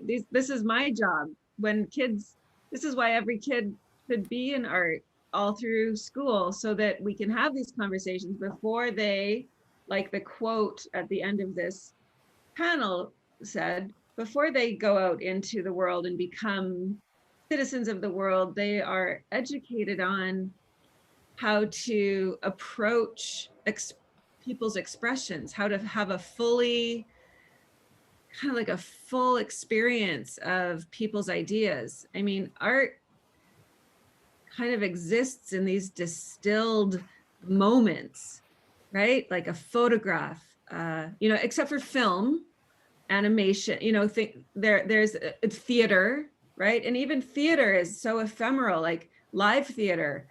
You are not there at the play that night and that performance. It's, you know, you can't capture a play in theater on film. It's just not the same, right? Like these moments that get distilled, and you walk, you know, you go to New York on a special trip and you go to the you know, or you go to London or you go to any gallery in the world, and it's a moment of your time meeting a moment of this artist's time. Yes. And how to approach it, how do you respond to it? I mean, are you looking only at the, you know, there's all of these entry points that are, you know, you can teach, you can actually talk to, you know, are you just interested in how it looks? Or are you interested in the story behind it? Or are you interested in the artist's story behind it and how they came to paint this? And, you know, or are you interested in the cultural context that it was painted in? Like, these are things that you can go into a gallery knowing, and then be appreciative of the abstract expressionism or the distill or the whatever crazy, wacky, you know, moment in art you're looking at that you can appreciate. But that all has to do with like this education. This all has to do with these lucky kids who have taken art in high school. They get it.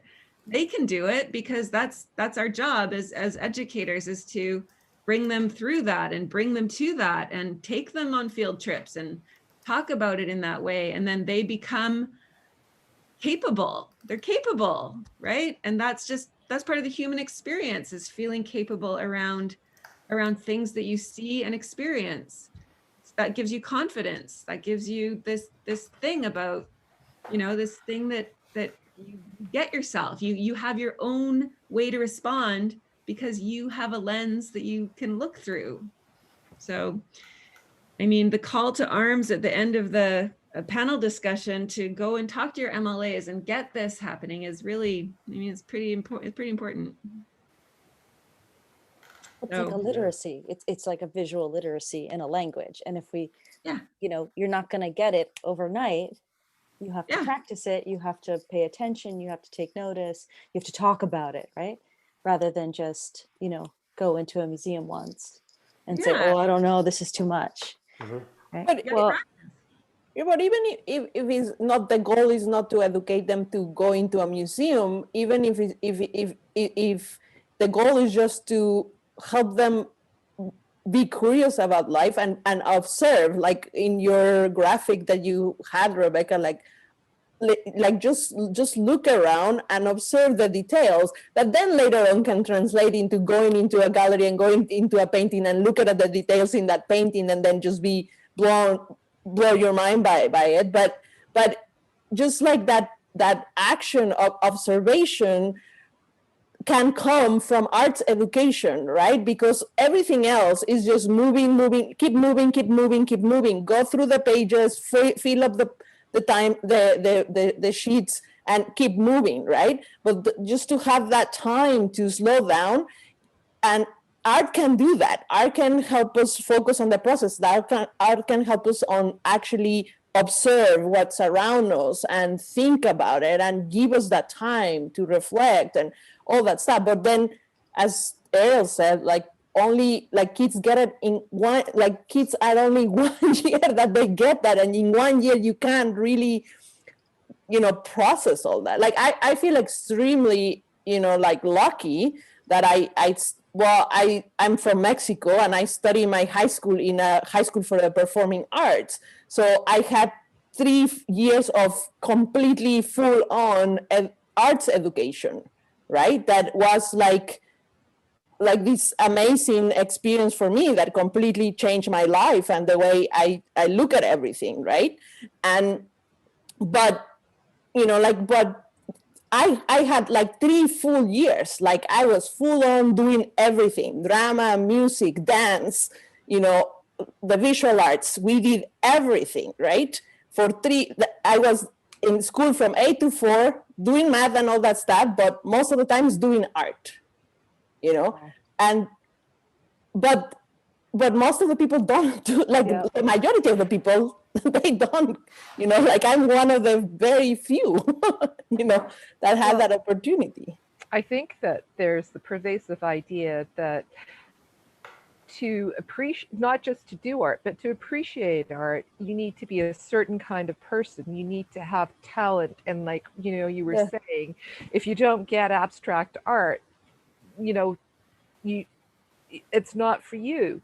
But, by comparison, in other aspects of life, do we believe that if you're not going to be a top tier professional athlete, you should not participate in any sporting activity at all, right? No, we don't think that. We think that, going and kicking a ball around in the park on a Saturday afternoon is a perfectly good activity. And no one says, oh, well, no, I'm not talented, so I'm not going to do that. I don't know all the right moves.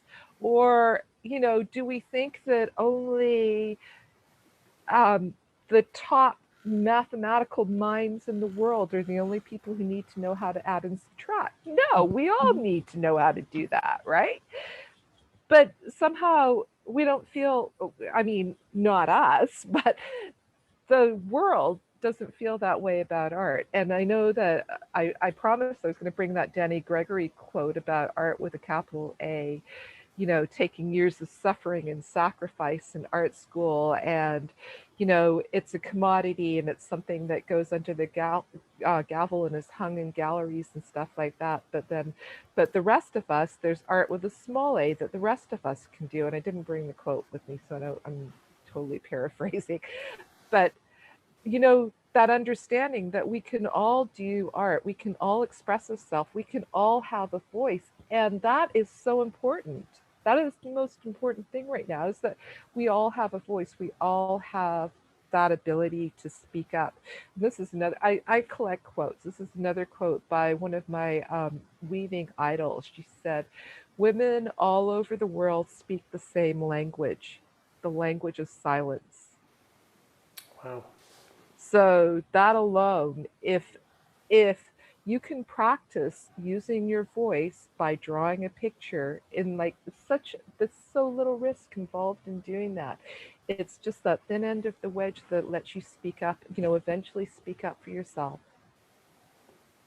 Awesome. I think that about education, and there's certain things I wanted to ask the panelists, but we ran out of time. I think the problem of education and art by itself, it's us as artists. I know that it's hard, but I think we struggle a lot to divide and rolling again into product and art, that education is a product. So they're nemesis. Educating art and not the process of education, but education as a whole in society is a product. It's because it's a process to succeed. And success and art are also things that are not compatible. They are a part of the path, but that's probably because you achieve a point, you reach success, and then you fail again, and then you start again. So success is not a continuous, and art is one of the things that shows that the most. And I think that the biggest error that we focus on, and that's why art has been failing as something to upsell in education, is that we don't know how to create it as a product and how to sell it as a product. I think that the way and the moment that we're living right now in society, we're bringing one of the biggest change, generational change and technological change, because of automation. The moment that we are living in right now is the turning point of creativity. The moment that we live right now is one of the few moments in time that we artists have to create a product that can be sold to the education as a tool of improvement for the future. One of the biggest fears of society right now is automation. It's AI. It's the amount of jobs that are going to be lost. It's the amount of not meaningless, but repetitive tasks that are going to be obsolete. And the only way, and this is one of the biggest issue on high-end industries also, and high tech, from high tech to low tech, there are thousands and thousands and thousands of jobs that are going to become obsolete.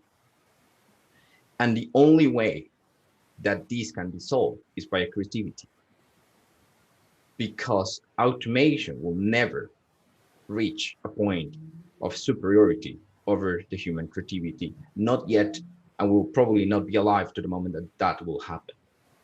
So the simple fact of being able to sell not art in school and education, I personally think that that's a mistake, because art is not to be taught. Art is to be experienced. Art is to be influenced by a process of creation, it's an insight process.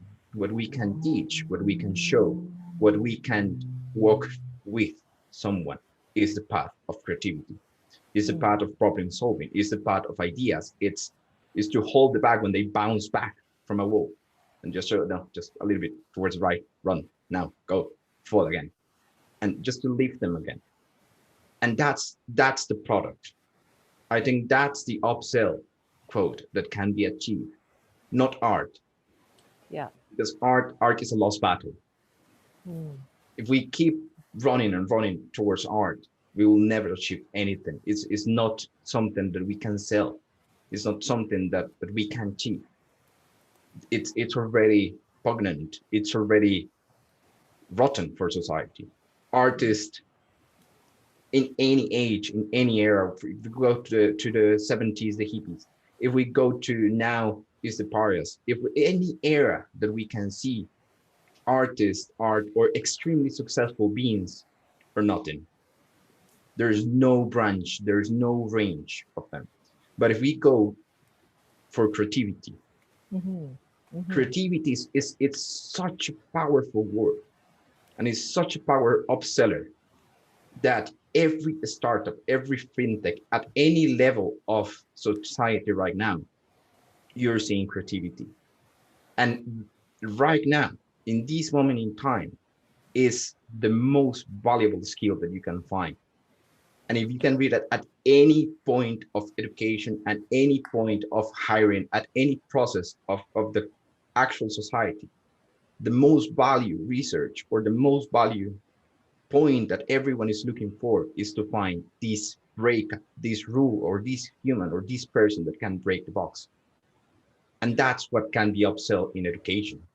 I didn't think it was possible, but I think you got right to the heart of the matter. And I think you are exactly right that art should not be the selling feature. Rebrand. Creativity is, because that is the thread that runs through everything, right? Whether you're working in, like you said, the highest, the leading edge of high tech, to the person doing a job on an assembly line who thinks of a better way to do it and does himself out of a job. I don't know if you know Kurt Vonnegut's novel Player Piano. It's exactly about that exact subject. The one of the characters in the book is a hairdresser, and he is terrified throughout the whole book that somebody's going to invent a robot that can do his job. And he has nightmares about this, to the point where he's the one who invents the robot in his nightmares that does all the other, including himself, all the other hairdressers out of a job. But you're right, it is creativity. In my weaving practice, which is based on a Japanese philosophy, one of the questions that's asked is, what's the difference between something that's made by a human being and something that's made by a machine? And in that quest for perfection, what we're really trying to achieve is repetition of exactly the same thing over and over and over again, which is something that machines do well, but humans don't. So we should be celebrating what we do well as human beings, which is make something different. Those iterations make something different each time. So, jazz music, which is sort of improvised rather than something that's carved in stone, right? So creativity, I think you really did hit it. I don't know if somebody's making notes of what we should be selling to the MLAs. That's it. Yeah. Oh, yeah. Yeah, we're recording, and then Grant is keeping notes as well. Yeah. But Winnie, That was very eloquent. Thank you. That was really So Jesus is going to be our next MLA. I think he just arrived here. remember Winnie at the beginning. She talked about the practice of creativity. Yeah. And I feel like that's the perfect way to kind of talk about it. That it's, and I think when you say art, it's like this roadblock. Yeah. It's like a stop sign. It's a rebranding issue here. We can still have the same goal in mind of getting the world to be creative and to embrace creativity. But as soon as we call it art, then it's like that. So we can kind of subvert the roadblocks. I think that we took it personally. That was the problem. We took Yes. we took art out of the schools, and the fact that people were demonifying art, we took it personally. And the moment that we did, we lost. The moment that we went against trying to prove something, we lost. Because our own goal is to create, or our own goal is to solve a problem from a different way. And what we have been doing for ages, it's the contrary. We have been seeing an enemy outside. We have been seeing an enemy in the government. We have been seeing an enemy everywhere else. But I think we never thought that we were our own enemy. I think that our mentality, because of the love that we have for what we do, the passion, is the biggest problem, is that we're so passionate about art, about sharing, about caring, about showing. Because at the end, art it moves us to grab attention, have attention. We cannot say that we have it or not. Bye. That it's just we lost a part of our soul when we couldn't capitalize the fact that art is not necessary in education. And that's true.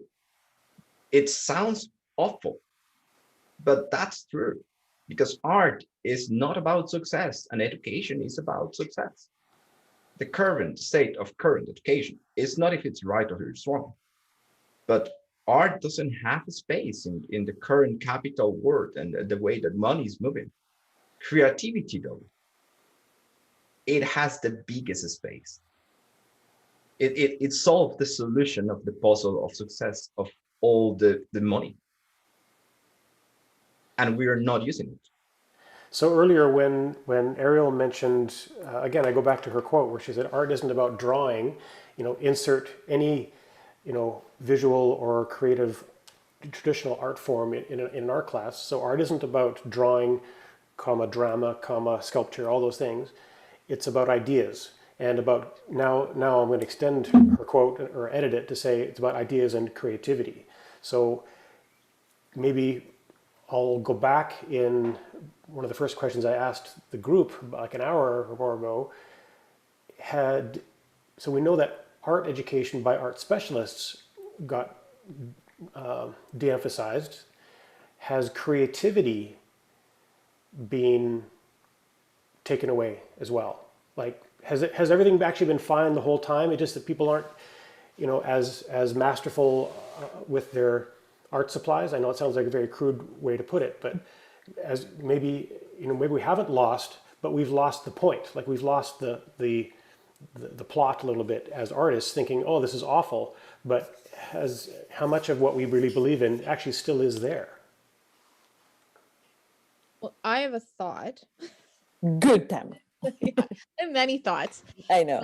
But, what I noticed when I was in art school was that technique and being creative was not as high a priority in post-secondary education in the fine arts as being able to talk about the arts.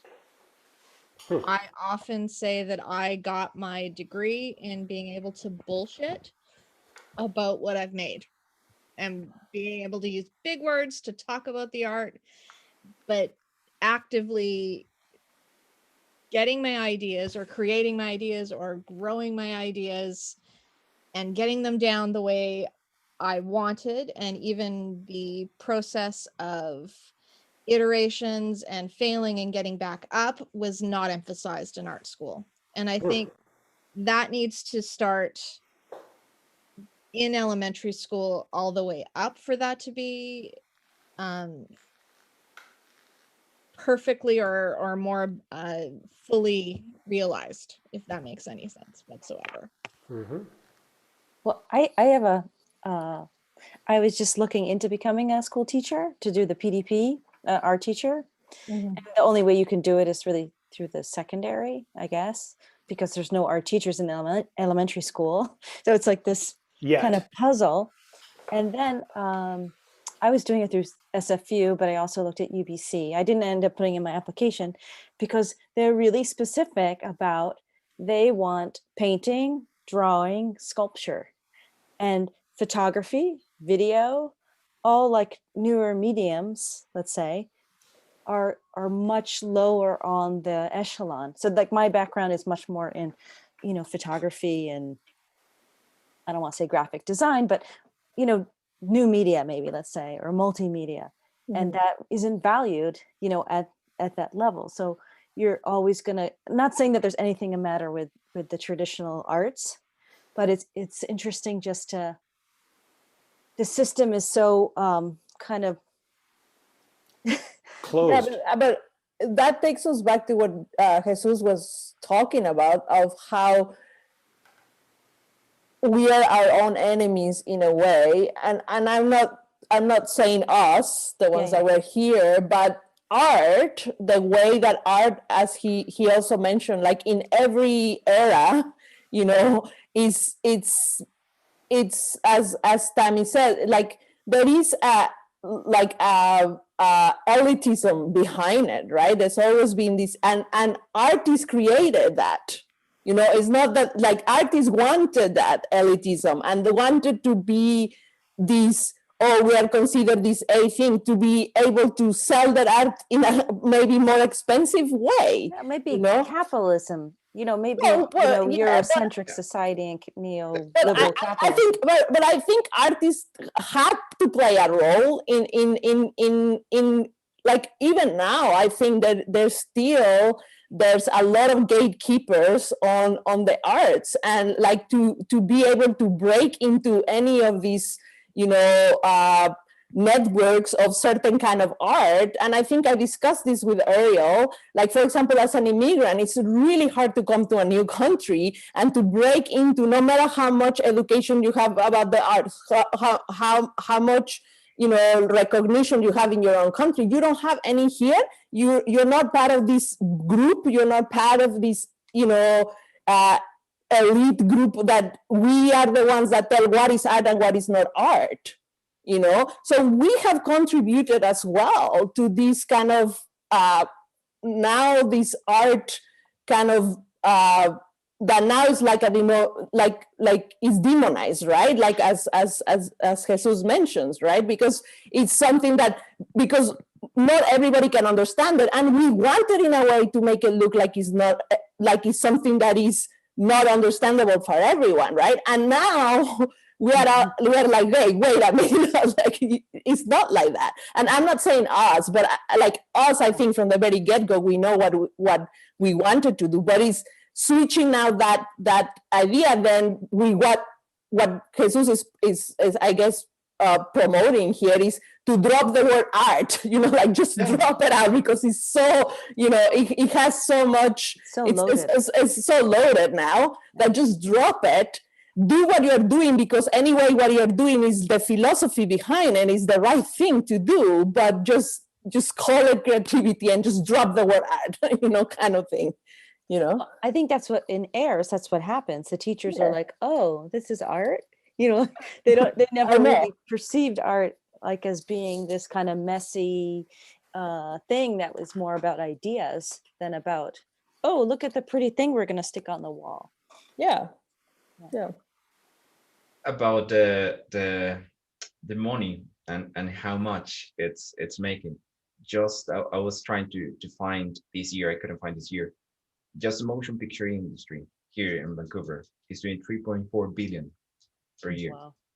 So we have 6,000 different, 6,000 different artists, more than 200 hubs, from small to big. There are 4 big hubs in the world at the moment. London is one of the biggest. Montreal is growing a lot. We have Vancouver, New York, but it's going down. LA, so Hollywood, is gone. It's gone? That's something that almost no one knows. And no one knows who's the next Hollywood is. It's Vancouver, because it's on the same time zone.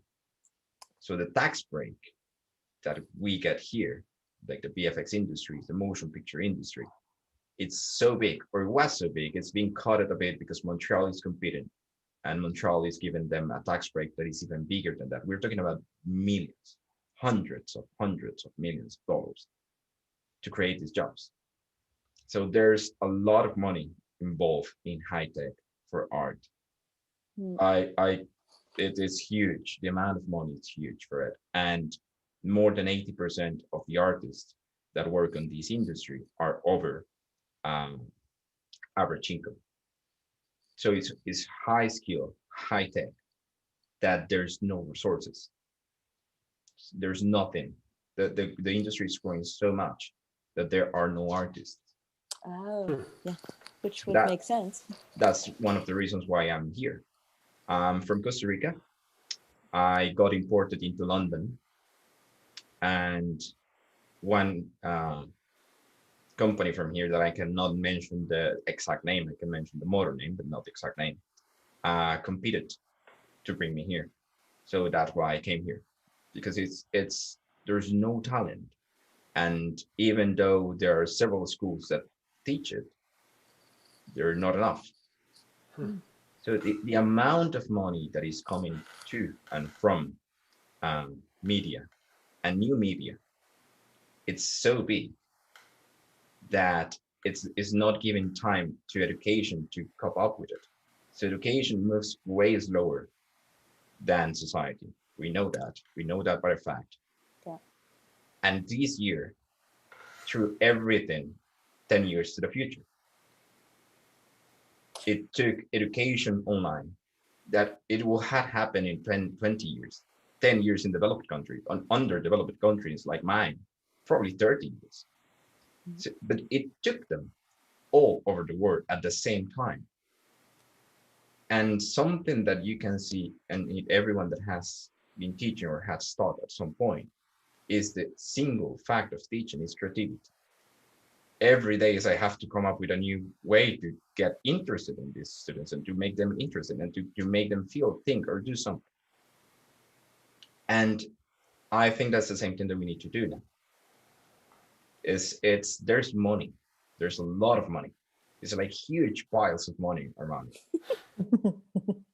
And there's really, really big companies. And following with the value of art that there was mentioned before, I think it wasn't the artist that really made art valuable. The Sistine Chapel, Michelangelo was a slave, so he couldn't go out. He was a slave of the Pope till he finished it. Yeah. But the value of that is huge. And art traders, art is so immaterial, it has no value. But then you can sell it for billions of dollars, hundreds of millions. You can wipe capitals right away via art. So you can pay an artist $20,000 to make a piece and then sell it by $1 million. And the one that buys, where's that money coming from? So someone bought something, sell something, and then it's millions from art. So I think that the artists, they weren't the culprit of the value of art. The laws and the capitalism brought us where we are right now. But we have the option to use that in our favor. Because right now, COVID is breaking everything. Now everything is media. Now everything is sound. Now everything is images. Now everyone, every teacher, every work, everyone has to come in a way to show something. And that's exactly what we are experts at. I think it's the best opportunity. Yeah. But you see, and to become a teacher, they still go back to the, like it's so lumber and slow that they only see what was, 50 years ago. But at the same time, now, today, if you think of education, how are they learning? What's online? Most kids are. Yeah, what's the difference then now? Today, if you put a school and someone from its home, what's the difference? Everyone now learns from YouTube. The math teachers are doing amazing jobs, even better than most teachers from YouTube. So the content now, it's from the same input. It's not a school.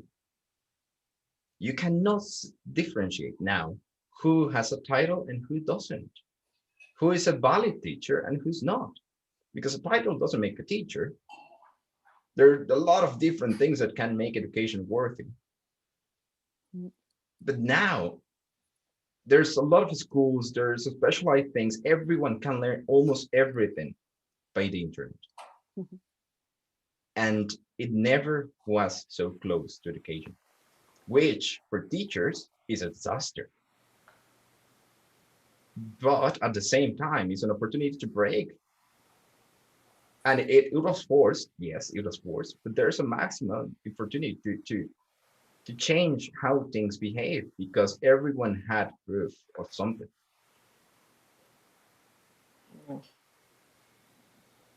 All right. Jesus, I'm so glad you joined our thank you, Jesus. our session tonight. Yeah. How did you find us? My girlfriend. Oh. Thank her for us. Thank her. It was my girlfriend that found the panel. So I was like, hey, yeah, let's go. Let's do something. Okay. Awesome. Cool. Well, that's we hope to hear more from you and to meet you someday. Yes. I wish to. Yes. All right. Well, are we ready to take a leave, everyone? Thank you so much. It's time to go. Good night. Yeah, it's been a while. It's been fantastic. Thanks, everybody. It's been really fantastic. Bye-bye. Thank you, everyone. Bye. Nice to meet you, Jesus. Nice to meet you all. Okay, bye. Bye. Bye, Aggie. Thank you. Bye, Tammy. Bye, guys. Bye, Rebecca. See you soon. Yeah. Yeah, we're going to shut her down. Okay. Okay. All right. Bye, Grant. Junwen? Yes. Just got to say, got to give you two of these. Thank you, Tammy, as well. I was like, oh my God, all these t-shirts we can print with all these quotes. I've been writing like crazy. I've been screenshotting and copying. I'm sure Grant is going, oh my God. Yep. That was awesome. Anyway, thank you, Grant. Thank you too, my friend. We'll let's go. Let's wrap it up and say goodnight and see you tomorrow. And sleep on it. Yeah, we'll see you tomorrow. See you tomorrow. Good night. Bye.